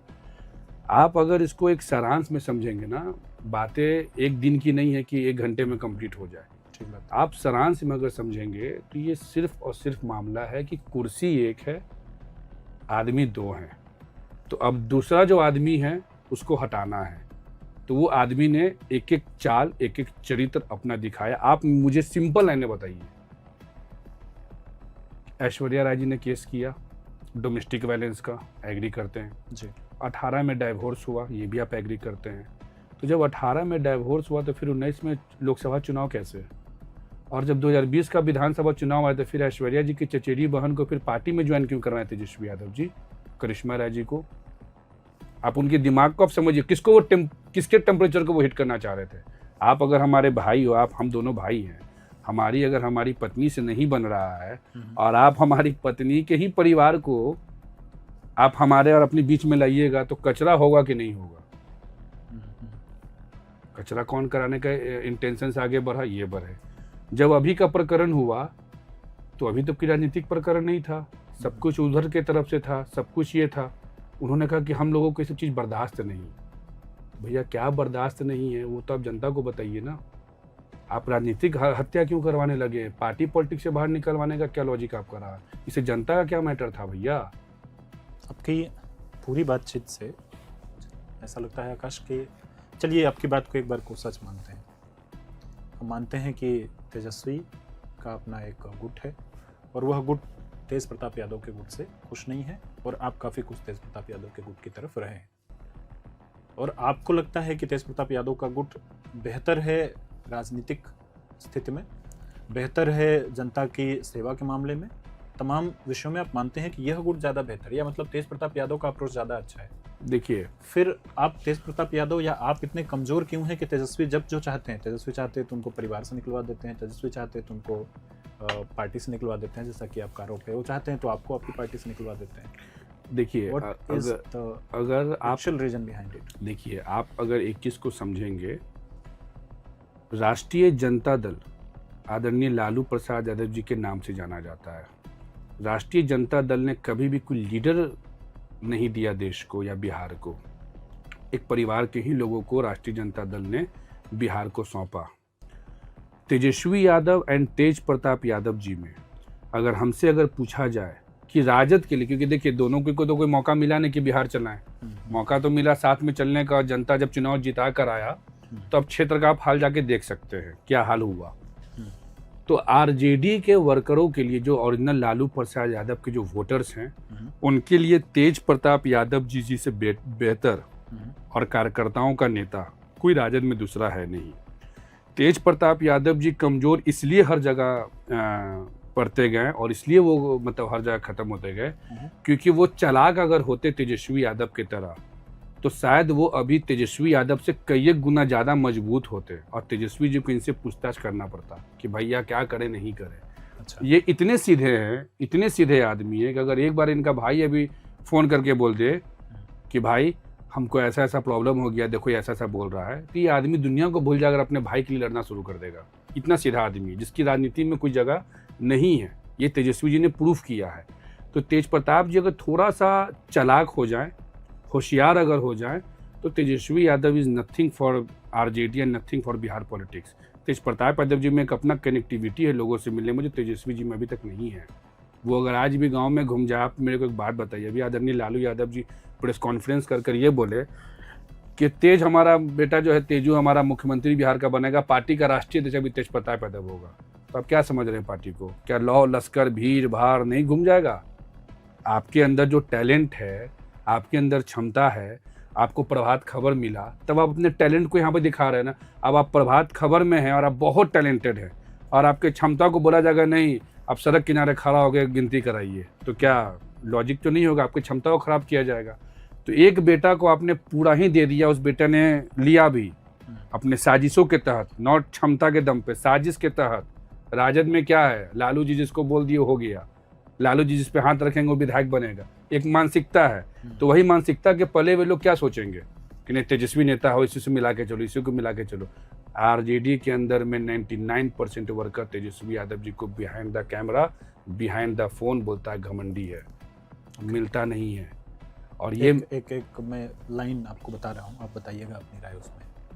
क्या तेज प्रताप यादव के सीधेपन का खामियाजा आकाश यादव और अनुष्का यादव भुगत रहे हैं? बिल्कुल बिल्कुल। तेज प्रताप यादव जी अगर एक मिनट के लिए अगर ये सोचे ना कि ही इज डूइंग पॉलिटिक्स, ये कोई मजाक नहीं चल रहा है। इमोशंस, मैं भी फैमिली से हूँ, मैं भी अपने फैमिली के लिए लड़ना जान रहा हूँ कि मुझे कब मेरे फैमिली के लिए मुझे कहाँ लड़ना है। जहाँ मेरे फैमिली गलत होंगे मैं अपने फैमिली के लिए मैं नहीं लड़ूंगा, मैं वहाँ समझाने का प्रयास करूँगा। लेकिन जहाँ हमारे फैमिली सही होंगे तो मैं अपनी जान देने की भी क्षमता रखूँगा। ये कॉन्सेप्ट तेज प्रताप यादव जी में अगर डेवलप हो गया कि नहीं, मेरा फैमिली प्यार, फैमिली इमोशंस मेरे अपने जगह पे हैं और मेरा राजनीतिक अपनी जगह पे है। अगर आप राजनीति कर रहे हैं तो आपको चालाक होना पड़ेगा, होशियार होना पड़ेगा, किसी के बरगलानेपन पे, झूठेपन पे आपको नहीं आना पड़ेगा। ये इनकी एक सबसे बड़ी कमी है कि एक बार परिवार का लोग जो समझा दिया या परिवार का लोग अगर गियर में ले लिया, आप कैसे दिखी ना इनको महुआ से हसनपुर क्यों भेजा गया, क्या मैंने हम समझना चाहें हम। और सोचिए कि जब वो हसनपुर से चुनाव जीत कर आए तो तेजस्वी यादव जिस पार्टी के नेता हैं, उनके बड़े भाई तेज प्रताप यादव जी हैं, एक बार भी क्षेत्र नहीं गए 4 सालों में, 5 सालों में। उस पर क्यों तेजस्वी जी ने, पार्टी ने कभी ध्यान नहीं दिया? पूरे क्षेत्र को लुटवाया गया। जो क्षेत्र को जो लोग लूटा वो तेजस्वी जी के साथ आज बैठ रहा है, विधायक का तैयारी वहां पे कर रहा है। टेंडर, विकास योजना, सब चीज पार्टी के नेता की जिम्मेवारी है कि नहीं कि हमारे पार्टी का ये विधायक क्षेत्र क्यों नहीं जा रहा है। भाई बात किया जाए, क्षेत्र में क्या हो रहा है। समस्तीपुर का, खगड़िया का क्षेत्र है, खगड़िया लोकसभा का अंतर्गत आता है, हसनपुर विधानसभा समस्तीपुर जिला का आता है, 10 विधानसभा इससे अफेक्टेड होगा। क्यों ध्यान नहीं दिया गया? इसलिए ध्यान नहीं दिया गया कि कल जब तेज प्रताप को चुनाव का समय आए तो इसको क्षेत्र का लोग भगाए, विरोध करे, भागो भागो, गो बैक, ये करे। ये इच्छा है, जनता के दिल से अब निकालना है, चुनाव हरवाना है, चुनाव लड़ने नहीं देना है, चुपचाप घर में बैठाना है। ये तेजस्वी यादव जी का मुहिम है अभी, और दूसरा कोई मुहिम नहीं है। तेज प्रताप यादव जी इन सब के बावजूद, अगर आज की स्थिति में मैं आपसे पूछूं, पता नहीं आपका कितना कनेक्शन है उनसे, नहीं है, जस्ट वांटेड टू नो, स्टिल इतनी सारी चीज़ों के बाद भी आपने कहा कि आज फ़ोन करते हैं तेजस्वी तो वो तुरंत बोलेंगे कि हाँ क्या बात है, अभी भी वो अपने परिवार को ही तवज्जो दे रहे हैं और आप लोगों को उनका मुझे खामियाजा भुगतना पड़ता है? नहीं, देखिए, मुझे इस बात का एक अच्छा लगता है कि मैंने एक ऐसे नेता के साथ एक लंबे समय गुजारा जो फैमिली ओरिएंटेटेड है, होना भी चाहिए, जो फैमिली के प्रति अच्छा सोचता हो। चाहे उसके लिए भैया फैमिली नहीं तो फिर कहाँ कुछ, किसके लिए सत्ता, शासन और प्रशासन बनाइएगा, परिवार नहीं तो अच्छा लगता है कि वो परिवार के प्रति सोचते हैं, परिवार के लिए अच्छा सोचते हैं। लेकिन एक चीज़ आप जान लीजिएगा, वो लालू यादव के बड़े बेटा हैं, उनसे कपड़ा का ये दुकान आप नहीं खोलवाइएगा। कपड़ा का दुकान तो नहीं खोलेंगे, चाय तो रोड पे नहीं बेचेंगे, दूध तो दूध के नहीं बेचेंगे। राजनीति तो उनके खून में है, और राजनीति में तो सड़क पे बैठा हुआ आदमी को नेता बनाता है जनता। ठीक है। तो जो तेज प्रताप यादव जी का जो मैं अब सब कुछ जो देख रहा हूँ, तो कहीं ना कहीं अब हमको लग रहा है कि हर एक मनुष्य, कोई भी एक लड़का स्टेप कब लेता है, जब उसके पास सारा रास्ता बंद होता है। आप इस मोहल्ला से निकलते हैं, कोई गली खुला दिखेगा तब न जाइएगा। तेजस्वी यादव जी ने सारे गलियों को बंद कर दिया। वो आपको लग रहा है कि तेज प्रताप यादव कोई कदम उठाने वाले हैं? तेज प्रताप यादव जी चुनाव लड़ेंगे, चुनाव जीतेंगे भी। आप ये भी लिख लीजिए, कदम उठाना क्या, कदम उठ चुका है। अच्छा। उनके एक एक मीडिया स्टेटमेंट्स को जो मैं देख रहा हूँ 2013-12 के लमसम से लेकर अभी तक में मैंने इतना गंभीरता रूपक उनका स्टेटमेंट्स और इतना एक भावनात्मक बयान और मीडिया से जो उनका वार्ता करने का जो तरीका मैं इधर देख रहा हूँ इस प्रकरण के बाद, तो ऐसा लग रहा है कि जो चुनाव तो लड़ेंगे, कल हमारी बात हो रही थी आदरणीय लालू यादव जी का जो रोल हुआ ठाकुर भानु प्रताप का, तो आप समझिए कि दूसरा हीरा ठाकुर के रूप में ये आदमी 2025 के चुनाव में रहेंगे, या फिक्स रखिए। ठीक है, ठीक है। आकाश, होता क्या है, एक नॉमेनक्लेचर में सामान्य व्यक्ति के तौर पर मैं आपसे बात कर रहा हूँ, खुद का भी उसमें एग्जांपल देता हूँ। अगर मैं सवेरे जगूं और मैं टीवी ओपन करूं और टीवी में मुझे मेरी फ़ोटो दिखाई दे, आप चाहें तो सवाल को स्किप कर सकते हैं। मैं मोबाइल ओपन करूं और मुझे वहाँ पे मेरी तस्वीर दिखाई दे, तमाम किस्म की बातें, तमाम किस्म की चीज़ें, ये मानसिक तौर पर प्रताड़ित करने वाली बात होती है। मीडिया ट्रायल भी कई बार इसको कहा जाता है। पिछले दिनों कुछ समय तक नियमित आपके बहन की तस्वीर को मीडिया के साथ साथ सोशल मीडिया हर जगह उसका इस्तेमाल किया गया, जो कि तेज प्रताप यादव ने पोस्ट की थी। परिवार में कुछ देखिए बात होती है इस पर। आपको थोड़ा सा हम, और आपने फ़ोटो ही तक बात किया, आप एक गैप को आपने शायद नहीं जिक्र किया। वो गैप ये था कि हमारे परिवार के जान माल पे खतरा आ चुका था। हमारे पिताजी को घर से उठवाया गया था। कब?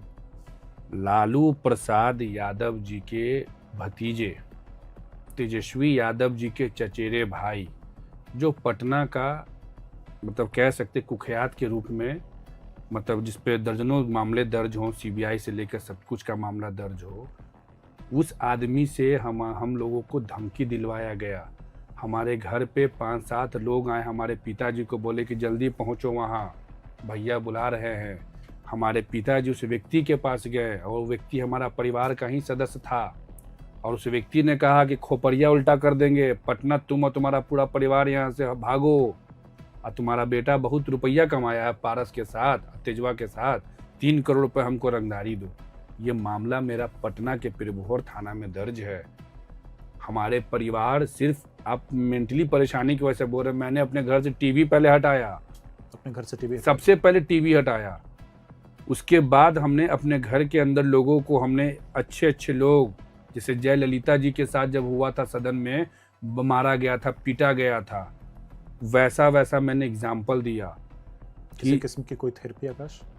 थ्रेटनिंग थेरेपी चलती है अभी जब मानसिक प्रताड़ना? हमारा मानसिक प्रताड़ना और हमारे उस चीज़ों से लड़ने की क्षमता हमको सिर्फ महाकालेश्वर देते हैं। ओम नमः शिवाय का जाप और जय श्री महाकाल का स्टेटमेंट, और ये हमारे माथे पे का तिलक, ये हमारा सुरक्षा है। और हमारे पूरे परिवार के लोग, आप बड़े बेटे हैं, बड़े हैं दम, बिल्कुल हम सच्चाई बता रहे हैं हम आपको, हमको कोई मेंटल स्ट्रेस नहीं लगा। मेरा कहना है कि मैं कहाँ का लड़का हूँ, दूसरे दुनिया का हूँ, समाज का ही हूँ ना।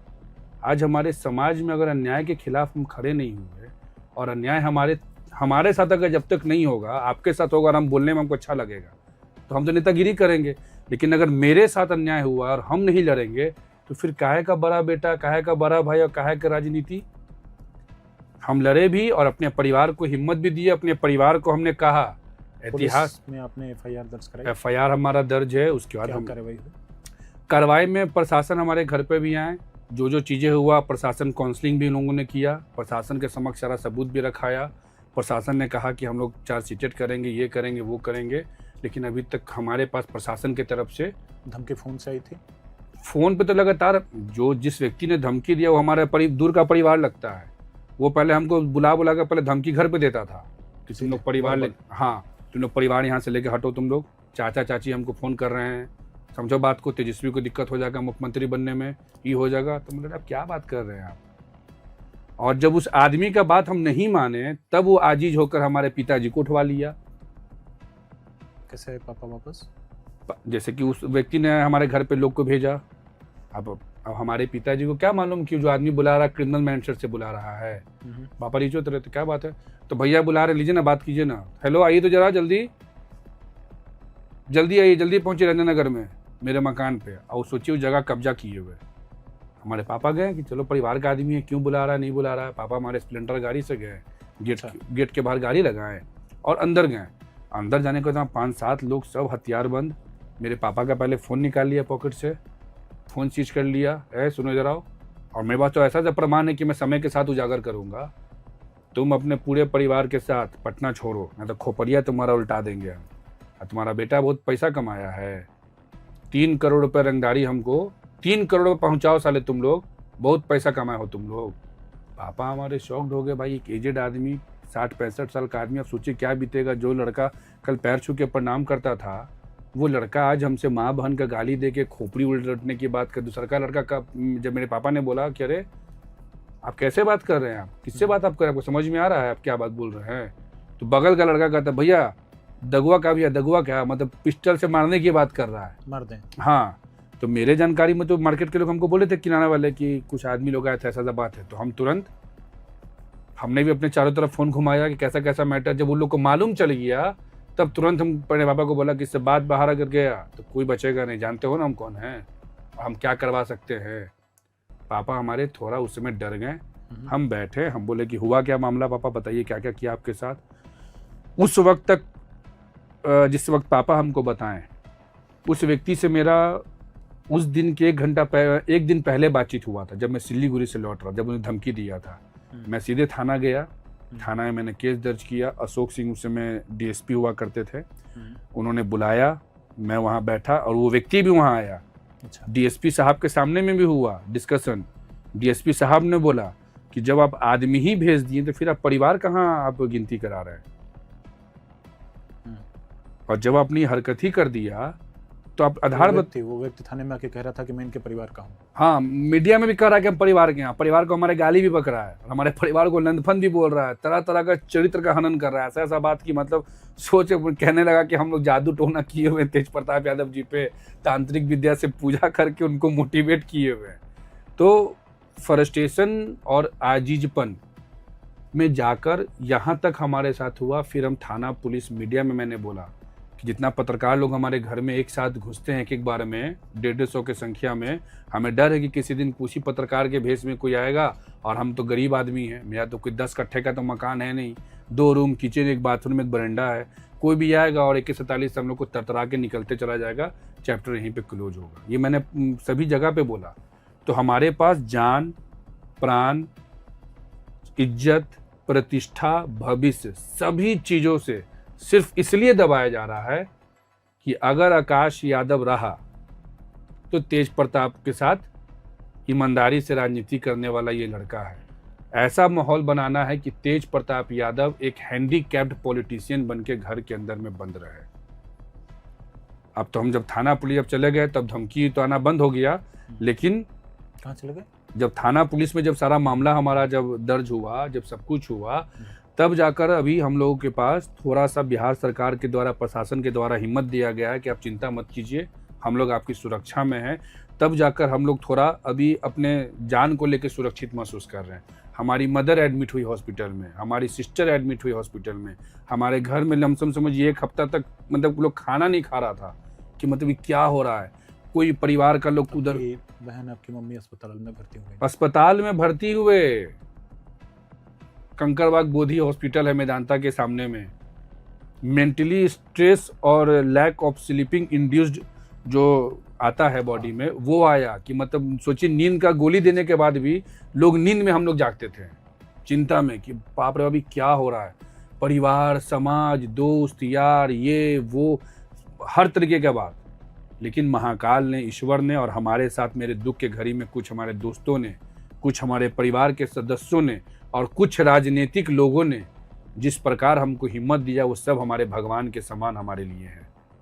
और आज भी हम लड़ रहे हैं। आज भी हमको कोई चिंता नहीं है कि हम 2025 में चुनाव कहाँ से लड़ेंगे। चुनाव भी लड़ेंगे, चुनाव भी जीतेंगे, ये भी हमको विश्वास है। फुल कॉन्फिडेंस के साथ हम बता रहे हैं आपको। कहाँ से लड़ेंगे? अब देखिए अभी का जो सिनेरियो है हमारे पास कि हम मोहद्दीननगर विधानसभा पक्का है लड़ेंगे, पक्का कंफर्म बता रहे हैं। कहाँ से लड़ेंगे उस पर थोड़ा टाइम लेकर हम बताएंगे, लेकिन जो चांसेस है मोहद्दीननगर विधानसभा, हसनपुर विधानसभा, सूर्यगढ़ा विधानसभा, बख्तियारपुर विधानसभा, ये 4 से 5 और एक उजियारपुर विधानसभा, ये 5 ऐसे विधानसभा है जहां हम इच्छा हमारा ये है कि हम वहाँ से मेहनत करें और जरूर चुनाव में जाएं। और तेज प्रताप यादव जी भी जहाँ से भी चुनाव लड़ेंगे हम उनका पूरा समर्थन करेंगे तन मन और धन के साथ। पर 2 विधानसभा तो जो आपने आकाश अपने लिए गिनाई वो तो 2 तो उनकी भी नज़र में है। देखिए मैंने हसनपुर से लड़ चुके हैं और वो नहीं तो जैसे गाजीपुर से नहीं लड़ना तो चाहते हैं। हसनपुर से वो लड़ चुके हैं, तो अगर वो आरजेडी से अगर उनको आरजेडी टिकट देती है जैसे वो कह रहे हैं मीडिया में, मैं उनके बात पे कह रहा हूँ कि हम पापा से बात जरूर करेंगे, हम उनसे बात जरूर करेंगे। तो अगर वो हसनपुर से लड़े, महुआ से लड़े, मैंने आपको 5 विधानसभा बताया जहाँ हमारी तैयारी है, इस 5 विधानसभा पे हमारे लोग लड़ेंगे जरूर, ये भी आप रखिए फिक्स। इसमें से हसनपुर अगर आरजेडी से वो जाएंगे तब भी मैं उनके खिलाफ। लोग को क्या मैं कहूँ, आपकी पार्टी है कोई? देखिए पार्टी इस तरीके से बनाकर सड़क पर निकलना हमको लगता है कि इमेच्योर पॉलिटिक्स होगा। अभी बेसिक मुद्दा है कि हम पार्टी बना के तो सरकार नहीं बना सकते। अभी बेसिक मुद्दा है असली और नकली का जनता के बीच में रखना।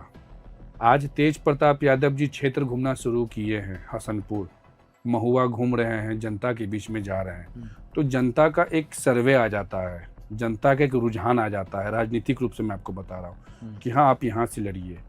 मैं जो 5 विधानसभा का मैंने जिक्र किया, इन 5 विधानसभा में हमारा एक व्यक्तिगत कार्य क्षेत्र रहा है, ये नहीं कि जनसभाओं के माध्यम से, वहाँ के लोगों से कनेक्शन हमारा रहा है। ठीक है। तो इन 5 विधानसभा पे अगर हमारे लोग लड़ते हैं, हमारे लोग मतलब कि ये नहीं कि हम कोई पार्टी बनाकर बात करते, अगर मैं निर्दलीय चुनाव लड़ रहा हूँ तो कौन जानता है कि हमको समर्थन तेज प्रताप यादव जी करें? कौन जानता है कि हम निर्दलीय चुनाव लड़ रहे हैं तो तेजस्वी यादव की ही पार्टी के कई एक सारे विधायक हमको सपोर्ट कर दे? कौन जानता है कि तेज प्रताप यादव जी चुनाव लड़े तो इनको आरजेडी ही के लोग समर्थन कर दे जो तेजस्वी से नाखुश हैं? आपकी बातों से एक पिक्चर ड्रॉ होती है, वो पिक्चर कहती है कि तेज प्रताप यादव के नेतृत्व में किसी किस्म का कोई संगठन तैयार हो रहा है और आप उसमें प्रमुख भूमिका। नहीं, देखिए आपसे एक चीज का हमको लगा कि आपके साथ बैठने पे राजनीतिक बात करेंगे हम तो बहुत कुछ आप चैप्टर खोलिएगा। तेज प्रताप यादव जी जो कर रहे हैं वो करे, 5 विधानसभा में आरजेडी चुनाव नहीं जीतेगा, ये जान लीजिए आप। चाहे वो सुरगढ़ा हो, मोहद्दीनगर तो पहले भी हारी, इज्जा यादव जी फिर हारेंगे अगर उसको आरजेडी टिकट अगर देती है तो। महुआ तो तेज प्रताप जी मोर्चा संभाल लिए, अब उनको वहाँ से जनता बुला रहा है, तो अब वो महुआ अगर खड़े हो गए तो आरजेडी तो जीतने का ऑप्शन छोड़ दीजिए। रह गया बात हसनपुर, तो हसनपुर में तेज प्रताप यादव जी को छवि को खराब करने के लिए जो तेजस्वी एंड टीम ने जो साजिश रचा, वो साजिश में आरजेडी वहाँ खुद फंस गया। 15 उम्मीदवार वहाँ आरजेडी से लड़ने वाले, तो आरजेडी तो ऐसे ही हारेगा। तो 5 विधानसभा जो मैंने आपको बता दी है, इसमें जीतेंगे कौन छोड़ दीजिए, आरजेडी नहीं जीतेगा। और जो मुख्यमंत्री बनने का सपना देख रहे हैं ना, वो भूल जाने का समय है और सीट बचा लेने का समय। राघोपुर से जीत जाए चुनाव। आकाश से एक बात और पूछता हूँ, तेजस्वी जी मुख्यमंत्री नहीं बनेंगे तो कौन बनेगा? आकाश किसको बनाना चाहते हैं? हमसे अगर पूछिएगा ईमानदारी से तो हम तो चाहते हैं कि तेज प्रताप यादव जी मुख्यमंत्री बने। अगर आरजेडी के पास मौका आता है, क्योंकि आरजेडी तो ऐसे ना बनाते हैं मुख्यमंत्री, थोड़ी ना आरजेडी में है कि वो कौन आंदोलन की सिपाही है। आया अगर मुख्यमंत्री बनने का अगर ऑप्शन उस घर में आता है तो हमको तो, मेरा तो दिल इच्छा है कि तेज प्रताप यादव जी बने। अगर उस घर में मुख्यमंत्री बनने का मतलब स्थिति आता है तो मैं बता रहा हूँ। ये दोनों बातें विरोधाभासी। एक तो आप 5 सीटें जीतने नहीं दे रहे हैं आरजेडी, हाँ, जब आरजेडी जीतेगी नहीं तो तेज प्रताप यादव जी कहाँ से सीएम बनेंगे? नहीं, अभी तेज प्रताप यादव, आपने पूछा कि तेजस्वी यादव जी सीएम नहीं बनेंगे तो कौन बनेगा, तो जो तेज प्रताप यादव जी इस उम्मीद में है कि हमारे परिवार के लोग के साथ सब कुछ सही हो जाए, हम चुनाव आरजेडी से लड़े, मैं तब उस स्थिति की मैं बात बता रहा हूँ। और ऐसे अगर अब 5 विधायक 50 विधायक लेकर जब सत्ता की तो बात करनी रहे, हाँ, अगर हम 5 ही विधायक या 5 ही सीट पे अगर या तेज प्रताप यादव जी निर्दलीय चुनाव जीत जाते हैं, मान लीजिए आप। एक बात आपको कोट करता हूँ, कल ना मैंने पूछा तेज प्रताप यादव जी से, तो उन्होंने कहा कि मैं किंग मेकर बनूंगा, किंग नहीं बनूंगा। क्या गलत बोले वो सीएम नहीं बनना चाहते हैं। हाँ, तो क्या गलत बोले वो? मेरा एक बात बताइए, लोकतंत्र की खूबसूरती है कि किंग मेकर बन के किंग किसको बनाना है, ये तो पूछ रहा हूँ। बस हम उसी चीज पे मानना चाह रहे हैं।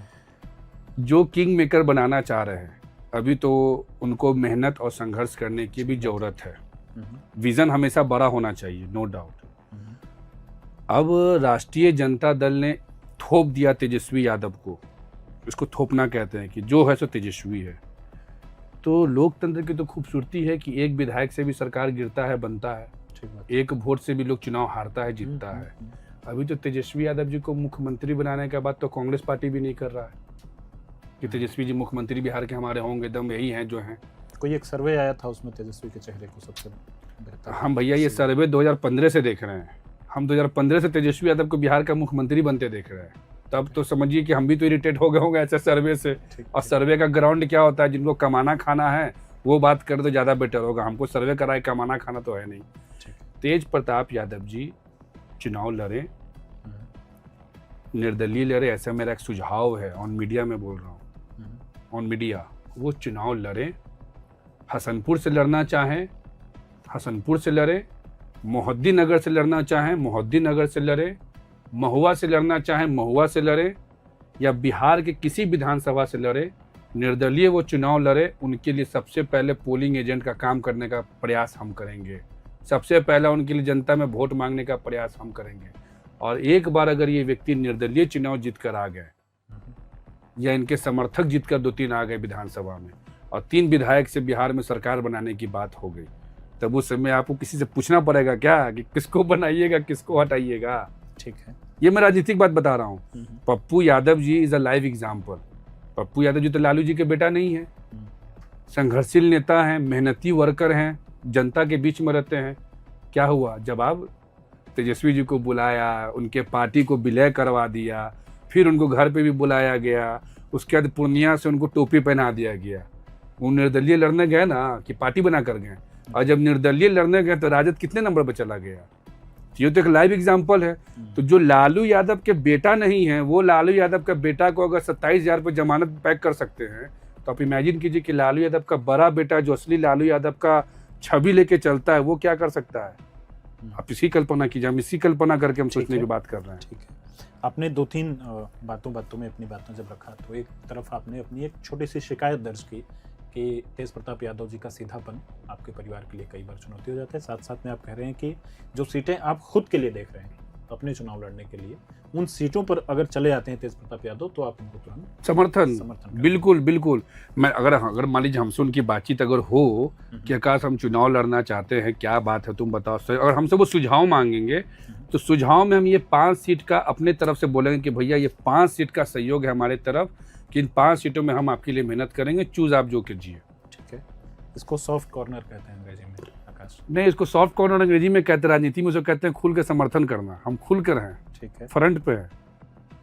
यह जो खुल के आपका समर्थन है, परिवार आपका इसमें साथ है क्योंकि उसने स्ट्रगल किया है। देखिए मैं आपको एक चीज़ बता देता हूँ, मेरा पूरा परिवार सच्चाई के रास्ते पे हमारे संघर्षों के साथ है। मेरे परिवार को राजनीति से भी मतलब नहीं है, ना मेरे फादर, ना मेरे मदर, ना मेरी सिस्टर और ना मेरा छोटा भाई, कोई मतलब दूर दूर तक नहीं है। हम हाँ, उन लोग को इस बात का जीवन भर मलाल रहता है, भगवान से वो लोग हमेशा क्षमा मांगते रहते हैं कि हम लोग की वजह से मेरा बेटा का जीवन, आकाश का जीवन खतरे में इन लोग के चक्कर में ना आ जाए। अच्छा, मतलब लालू फैमिली की हरकतों की वजह से जो हरकत हो रहा है, कहीं मेरा बेटा मरा ना जाए। बस उन लोगों को इसी बात का दुख रहता है कि हम लोग को भगवान उठा ले, हम लोग कहाँ क्या हो गया, हम लोग के साथ ही क्या हो रहा है, नहीं हो रहा है। तो क्योंकि वो तो राजनीतिक घर से है नहीं। अब जो राजनीतिक घर से रहे, जिनके घर में 2-4 विधायक मंत्री, उसको ना किसी चीज़ का फर्क नहीं पड़ता है। तो हमारे घर के लोगों का साफ आंख बंद करके जो हमारा डिसीजन होगा वो हमारे घर का डिसीजन होगा, और हमारा जो डिसीजन होगा वो किसी के कहने सुनने पे नहीं, वो हमारा सेल्फ डिसीजन होगा कि हम क्या कर रहे हैं, हम क्या नहीं कर रहे हैं। हमको कोई पार्टी वार्टी सदस्यता नहीं लेना किसी पार्टी में जाकर। अच्छा, मेरा अब सिंगल लाइन जनता के भी सामने है कि जो व्यक्ति बिहार की जनता के लिए खतरनाक है, हानिकारक है, जनता तो राजद का कार्यकर्ता, जदयू का कार्यकर्ता जनता है ना बिहार का, कांग्रेस का कार्यकर्ता जनता है ना बिहार का, लालू जी जनता है ना बिहार के। ये तेजस्वी प्रसाद यादव जी बिहार के लिए बहुत खतरनाक साबित होंगे अगर इनको अतिशीघ्र राघोपुर से चुनाव नहीं हराया गया। तो मैं आपको बता रहा हूँ, ये सनातनी विरोधी व्यक्ति हैं, ये यादव विरोधी व्यक्ति हैं, ये गरीब विरोधी व्यक्ति हैं, ये कैमरा पसंद व्यक्ति हैं। इनको A to Z का बात सिर्फ हवा पानी देने में बहुत मन लगता है, और जनता के साथ फोटो खिंचाने वाले व्यक्ति हैं। आपके अभी के बातचीत से आकाश लगता है कि आकाश अपनी खुद की लकीर बड़ी करने, या कि आकाश खुद का जो राजनीतिक करियर है उसको बड़ा करने से ज़्यादा बड़ी लकीर बना के बैठे कि तेजस्वी प्रसाद यादव को मैं पीछे करूँ? देखिए, तेजस्वी यादव जी तो पूरा लॉ लश्कर के साथ उतरे हुए हैं, नेता प्रतिपक्ष का टैग लिए हुए हैं। लालू यादव जी के छोटे बेटे हैं, उनका पूरा पार्टी का रहा, बिहार के भावी मुख्यमंत्री हैं। तो वो तो पूरा लॉ लश्कर लेके हमसे भिड़ गए। हम तो उनसे भिड़ने नहीं गए थे 10 नंबर के बाहर। हम तो उनको नेता प्रतिपक्ष कुर्सी से हटाने सम्राट चौधरी के साथ तो मिलकर नहीं गए थे। तो भिड़ने तो हमसे वही आए ना, पार्टी से तो हमको वही निकलवाए ना। हमारे परिवार के ऊपर में हमला, हमारे परिवार के ऊपर में जान का खतरा और धमकी तो वही दिलवाए ना। हमारे परिवार का जो मान सम्मान के साथ जो खिलवाड़ हुआ वो वही ना करवाएं। क्या हम लोग मतलब यादव कम्युनिटी में क्या रोड छापते हैं? हमारे वंशज, हमारे पूर्वज स्वतंत्रता सेनानी रहे हैं। हम लोग का परिवार के ऊपर में किसी प्रकार का किसी के ऊपर एक FIR नहीं है कि हम लोग कुछ हैं। आपने किया क्या? आपने तो कोई, जो व्यक्ति मैच्योर नहीं हो, जो व्यक्ति के अंदर सॉफ्ट कॉर्नर नहीं हो, आप उसको बिहार की गद्दी देने की बात कर रहे हैं, तो इट्स वेरी डेंजरस। आपकी बातों से आकाश आप एक मैच्योर राजनीतिक के भविष्य के दिखाई देते हैं। कहाँ से सीखा है आपने ये? हम आपको क्या बोले कि अगर ईमानदारी से पूछिएगा तो हम लोग, मतलब मेरे राजनीति का नहीं, जो हमारे टीम के जितने लोग से मिलिएगा सब आपको इसी प्रकार मिलेगा। उसका 2 रीज़न है। पहला क्या रीज़न है कि हम लोग का जो राजनीतिक शुरुआत हुआ वो आदरणीय लालू प्रसाद यादव जी की यूनिवर्सिटी से हुआ, राष्ट्रीय जनता दल। और उस समय राष्ट्रीय जनता दल आदरणीय लालू यादव जी का हुआ करता था। अब तो वो राष्ट्रीय जनता दल राष्ट्रीय जाहिल दल में तब्दील हो गया जब तेजस्वी यादव जी का है।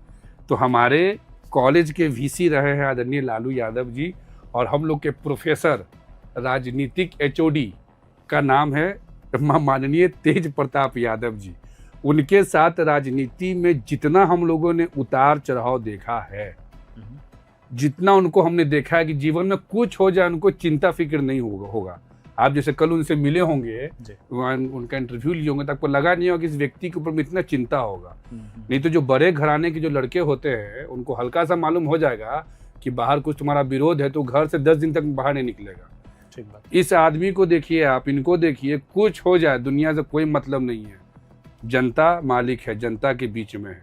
तो हम लोग जो भी राजनीतिक सीखे वो आदरणीय लालू प्रसाद यादव जी और श्री तेज प्रताप यादव जी के छत्र छाया में जो राजनीति सीखे, वही हम लोग को हिम्मत, शक्ति और लड़ने का सकारात्मक ऊर्जा देता है।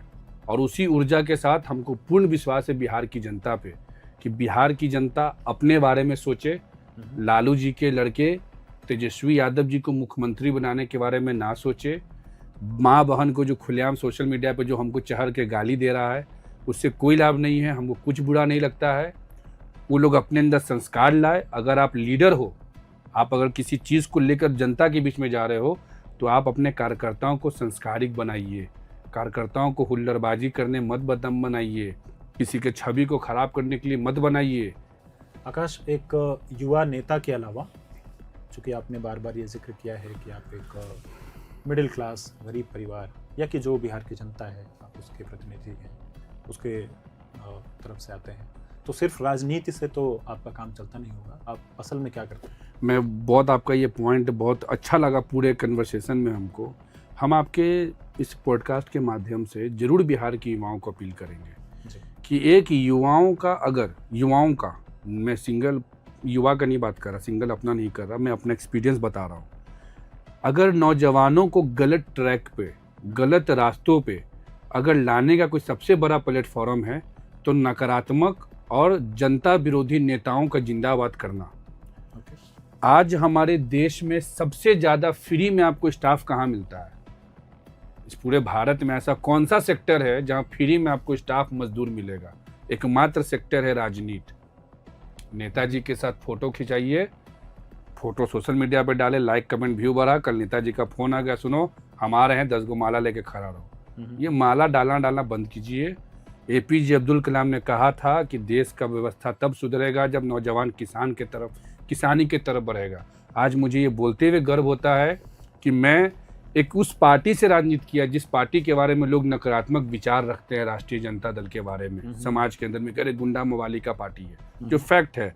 आज उस पार्टी से शिक्षा दीक्षा लेने के बावजूद आदरणीय लालू प्रसाद यादव जी और तेज प्रताप यादव जी के मार्गदर्शन में राजनीति करने के बाद एक पशुपति कुमार पारस जी जैसे केंद्रीय मंत्री के साथ रहना, या स्वास्थ्य मंत्री तेज प्रताप यादव जी के साथ रहना या लालू परिवार में रहना, उस परिवार के साथ राजनीति करने के आधार पर मैं आपको बता रहा हूँ कि ना तो मैंने ट्रांसफर पोस्टिंग, ना तो ठेकेदारी और ना तो टिकट में लेनदारी।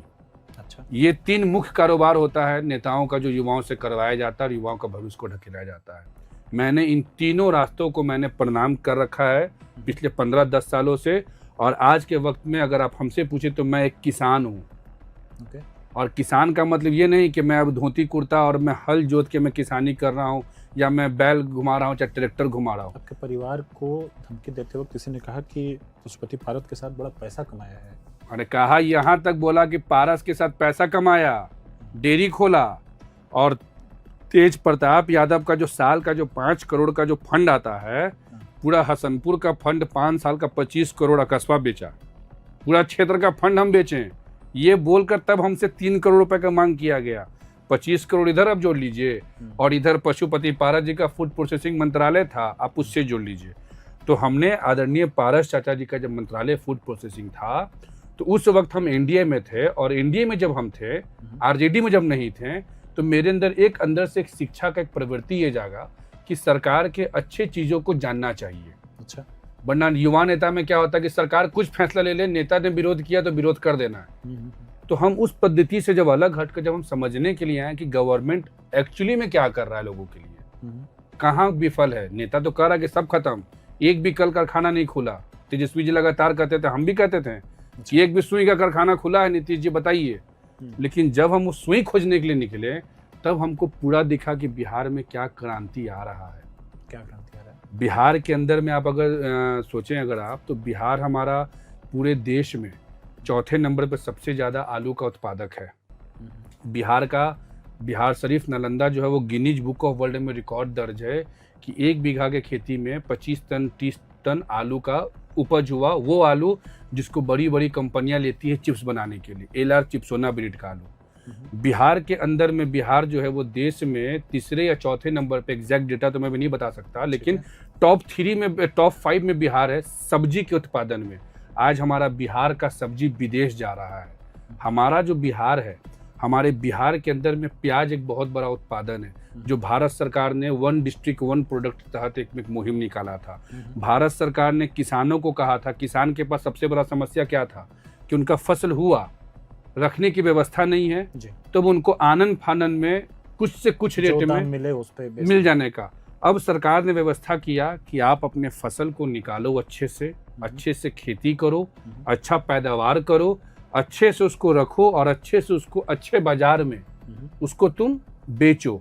ये चैनल पूरे भारत सरकार और बिहार सरकार ने मिलकर बिहार को देने का काम किया, और उसी योजना के तहत आज हम लोग बिहार के अंदर में किसानों के बीच में जाते हैं।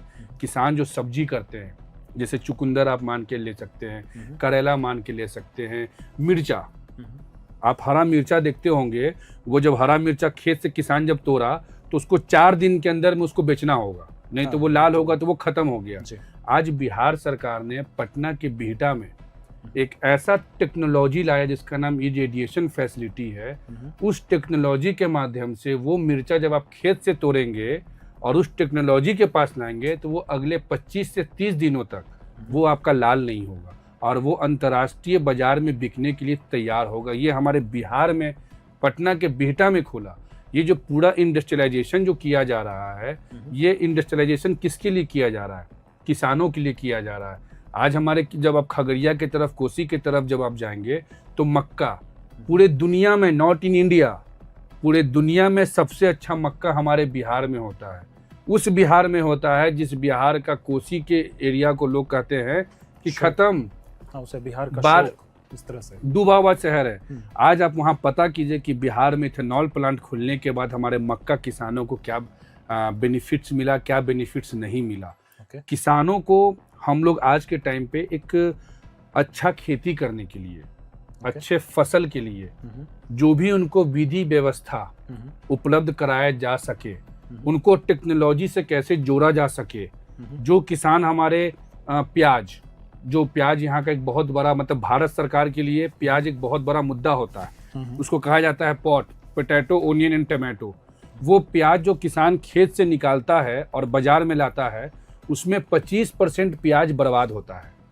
खेत से निकाल कर सीधे बेचने में 25% का बर्बादी होता है। ये बर्बादी नेफेड भी जानता है, जो देश का एक संस्था है जो एग्रीकल्चर सेक्टर में करता है। उस 25% वेस्टेज को बिहार सरकार ने एक ऐसा टेक्नोलॉजी बनाकर बीटा में दिया, जिसका मैंने जिक्र किया। उसमें वो 25% वेस्टेज जो वो लेस देन 5% वेस्टेज के रूप में काम होता है और किसान को 20% का बेनिफिट होता है। तो अब बताइए आप कि अगर एक प्रमुख रूप से आप किसानी की तरफ, मैं प्रमुख रूप से किसानी के तरफ, और किसान ही हम आपके मीडिया के माध्यम से कहेंगे आज के नौजवानों को कि वो नेताओं के झोल झाल में ना फंसे। नेता लोग को विधायक मंत्री बनने के बाद आपको 10 लाख 5 लाख का ठेकेदारी गली नाली का दे देगा। नेतागिरी में क्या दर्द होता है कि आपको नेतागिरी मतलब समझिए, नौजवानों को मैं बोलूँ तो एक ऐसा बीमारी जिसको कोई बोल नहीं पाता है घर में। अब घर में इज्जत भी बना हुआ है, समाज में इज्जत भी बना हुआ है कि नेताजी के हम करीबी हैं। काम में प्रॉफिट नहीं हो रहा है, लेकिन बोलना है कि पूरा नेताजी हमको बना दिए, ताकि हमको बनता देखेगा तो भी 4 गो मेरे पीछे आएगा। और जब भी 4 गो पीछे आएगा तो नेताजी बोलेंगे लड़का दमदार है, इसको टिकट दो रे। तो ये पॉलिसी से बिहार के नौजवानों को बचाना है। और भारत सरकार और बिहार सरकार का जो भी योजना, जो भी मतलब नौजवानों के लिए, किसानों के लिए है, हेल्थ डिपार्टमेंट से लेकर हर चीज़ के लिए है, उसमें नौजवानों को जोड़ना हमारा अभी के टाइम पे प्रायोरिटी है। और हम किसानी से जुड़कर खेत खलिहानों के किसानों का सामान लेकर उसको हम यहाँ से सिलीगुड़ी हो जाए या फिर आपका दुबई हो जाए या आउट ऑफ इंडिया हो जाए, हम लोग किसानों को उठाते हैं, उनके सामानों को खेत पे दाम देते हैं। और खेत पे भी दाम ऐसा नहीं कि आपका 10 रुपए का जो चीज़ है उसको हम 5 रुपए दे रहे हैं। हम किसान को बता रहे हैं समुचित मूल्य कि हाँ, कि ये 10 रुपए जो आपका मूल्य है ये 10 नहीं होना चाहिए, ये आपका मूल्य 15 होना चाहिए। हम आपको 15 दे रहे हैं, आप ऐसा करो, आप ये चीज़ अब हम लोगों के साथ मिलकर करो, अपने खेती को आप दलाली में मत तब्दील करो। यहाँ पे मिडल मैन बहुत बड़ा प्रॉब्लम है बिहार के किसानों के लिए। और आप अगर अपनी नज़र को घुमा कर देखेंगे तो पूरे विश्व में और पूरे इंडिया में बिहार और यूपी और माँ गंगा का आशीर्वाद बिहार और यूपी को प्राप्त है, जिसके वजह से यहाँ का ज़मीन इतना पैदावार है कि अगर बिहार के नौजवान तेजस्वी भैया को मुख्यमंत्री, नीतीश चाचा को मुख्यमंत्री और हर हर मोदी घर घर मोदी करने से अगर टाइम निकाल कर अगर अपने बिहार के मिट्टी पे फोकस करे तो एक अच्छा फल बिहार को दे सकते हैं और बिहार देश को दे सकता है। ये ऑप्शंस, ये रास्ता हमारे बिहार के पास है, बिहार के पास उपलब्ध है। इस क्षेत्र में आप काम भी कर रहे हैं। आखिरी एक सवाल मैं लेकर के समाप्त करूंगा। अपने बड़े साफ गोई से आकाश और बड़े खुले मन से बात की। बड़ा अरसे बाद मैं कई सारे लोगों से बातचीत करता हूँ, उसमें मुझे लगा कि इतना खुल करके तो राजनेता बात नहीं करता है। हम राजनेता नहीं है, वर्कर है। आप जब बता रहे थे अभी किसानी के बारे में ना, तो एक तरफ तो आप बहुत अच्छी अवेयरनेस बता रहे थे, ढेर सारी ऐसी बातों के बारे में बता रहे थे जिससे जुड़ करके किसानों का और ख़ासतौर पर युवाओं का लाभ हो सकता है। बार बार ना आप भारत सरकार और बिहार सरकार, भारत सरकार बिहार सरकार, आप क्या नीतीश के मिशन और विजन से प्रभावित हैं? देखिए, मैंने भारत सरकार और बिहार सरकार बोला, मैंने कोई नीतीश मिश्रा जी का नाम और उधर से ललन सिंह जी का नाम और शिवराज सिंह चौहान जी का तो नाम मैंने जिक्र किया नहीं। अगर आप गलत को गलत, खराब को खराब और सही को सही, अगर आप जनता के बीच में हैं, युवाओं के बीच में हैं, और आप अगर एक ट्रांसपेरेंसी डिस्कशन और ट्रांसपेरेंसी लोग की अच्छाई और बुराइयों को नहीं रखते हैं तो आप धूल झोंकते हैं। हम जिस सेक्टर में हैं, जिस चीज़ को हम काम कर रहे हैं, वो विज़न किसी नेता का नहीं है। नेता ने तो अप्लाई किया, नेता ने तो उस विज़न को मोहर मारा। वो विज़न IAS अधिकारियों का है, वो विज़न किसानों का है, वो विज़न जो किसानों के लिए जो संघर्ष कर रहे हैं किसान नेता लोग, उनका वो विज़न है। और उस विज़न को जो सरकार ने सुना, वो सरकार का अच्छाई तो आपको जनता में बोलना एक बिहारी होने के नाते, एक इंसान होने के नाते बनता है कि सिर्फ आप बुराई नहीं कर सकते किसी का। हम 24 घंटा किसी का बुराई कर रहे हैं, डैट मीन्स कि हम अपने अंदर सिर्फ निगेटिविटी को पाल रहे हैं। अगर हमारे पास अगर 500 लोग अगर सुन रहा है हमको, तो हम उन 500 लोगों का, मेरा पहला दायित्व ये बनेगा कि हम उन 500 लोगों को पहले मेंटली रिलैक्स करें कि तुमको चिंता नहीं हो कि तुम्हारे घर में 3 वक्त का खाना बना या नहीं बना, तुमको चिंता नहीं हो कि तुम 3 घंटा यहाँ बैठे हो तो तुम्हारा 200 रुपये का मजदूरी खत्म हो गया। हम चाहते हैं कि नौजवानों के बीच में केंद्र सरकार, भारत सरकार का जो पैसा होता है वो जनता का पैसा होता है। और आप सीधे जनता में हम कूदे या सीधे जो मैंने किया ये काम कि जब जनता में जाते थे, नीतीश जी को उल्टा सीधा बोलना होता था, मोदी जी को बोलना होता था, पकौड़ा छान देते थे हम भी जाकर कि अमित शाह ने बोला, सब किया। तो एक एक्सपीरियंस हमको बाद में गेन आया, जब मैं चौराहे पे खड़ा हुआ अपने जीवन के चौराहे पर, तब हमको गेन हुआ कि नहीं यार, मैं किसी एक व्यक्ति के लिए पूरा समर्पित हो जाऊं और उधर से मुझे रिजल्ट 0 आए, तो क्यों ना मैं समर्पित अपनी मिट्टी के लिए हो जाऊं, क्यों ना मैं समर्पित अपने लोगों के लिए हो जाऊं कि मैं जितना ईमानदारी से किसी राजनेता के बेटा के साथ हूँ, किसी मंत्री विधायक के साथ हूँ, मैं उतना ही ईमानदारी से अगर एक नौजवान के साथ अगर हो जाऊँ तो वो मेरे साथ 24 घंटे में 18 घंटे जरूर देगा, लेकिन वो नेता 24 घंटे का अगला 24 मिनट आपको देगा कि नहीं देगा, इसका कोई माय बाप नहीं है। तो भारत सरकार और नीतीश कुमार एवं बिहार सरकार ने योजना किसके लिए लाया? बिहार के लिए लाया, किसानों के लिए लाया। हम किसान को सिर्फ रैली में बुला के जिंदाबाद करवाएं, हम नौजवान को सिर्फ पुतला फुकवाएं, हम नौजवान को सिर्फ बोले कि नहीं चढ़ जाओ, हम नौजवानों को बोले कि नहीं घेराव करो, कि हम नौजवानों को मैं भी बताएंगे कि सुनो, जो हमारे विरोधी मोदी है, देखो तो एक प्लांट खोला है बीटा में, पता करके आओ तो तनी क्या है। तब हमारा नौजवान जब वहाँ जाएगा तो नौजवान ऑटोमेटिक देखेगा, कह रहे यहाँ 2 पैसा का स्रोत हो सकता है। हमारा चचा तो फूलगोभी उगा ही रहा है, फूलगोभिया तोड़ के हम यहीं ले आएंगे, यहाँ से फूलगोभी मलेशिया भेज देंगे, तब जानेगा।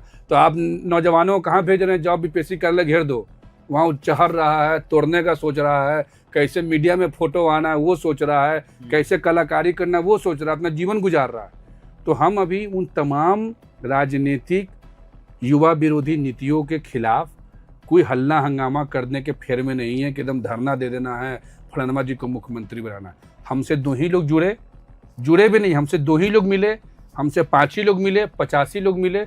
हम उनसे काम की बात करने में इच्छा रखना चाहते हैं।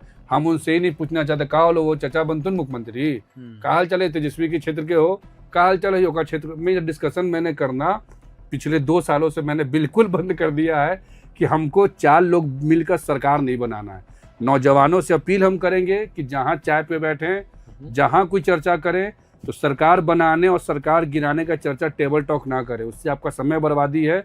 कहीं बैठे तो रोजगार की बात करें। कोई नेता रोजगार देने वाला नहीं है।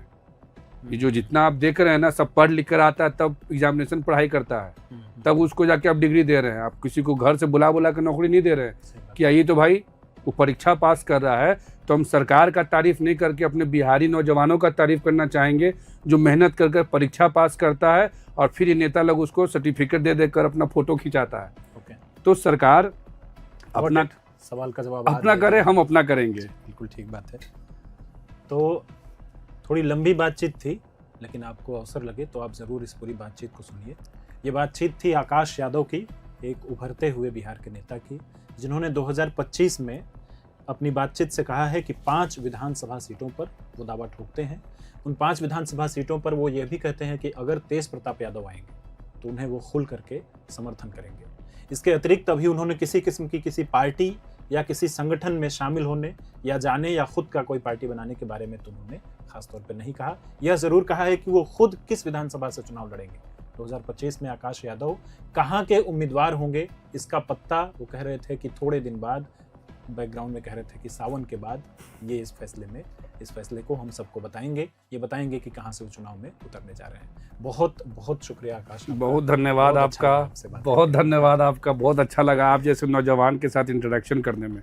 बहुत कम मौका मिलता है कि जो बिहार के ओरिजिनल मुद्दा पे बात करें, नहीं तो यहाँ तो लोग मसाला खोजते हैं कि कैसे कुछ मसाला मिले, लेकिन आपने बिहार के मसाला और बिहार के किसानी को उठाने का काम किया। धन्यवाद। Thank you Akash, thank you आप सबका भी। प्रभातखबर.com, विश्वास वही, रफ्तार नहीं।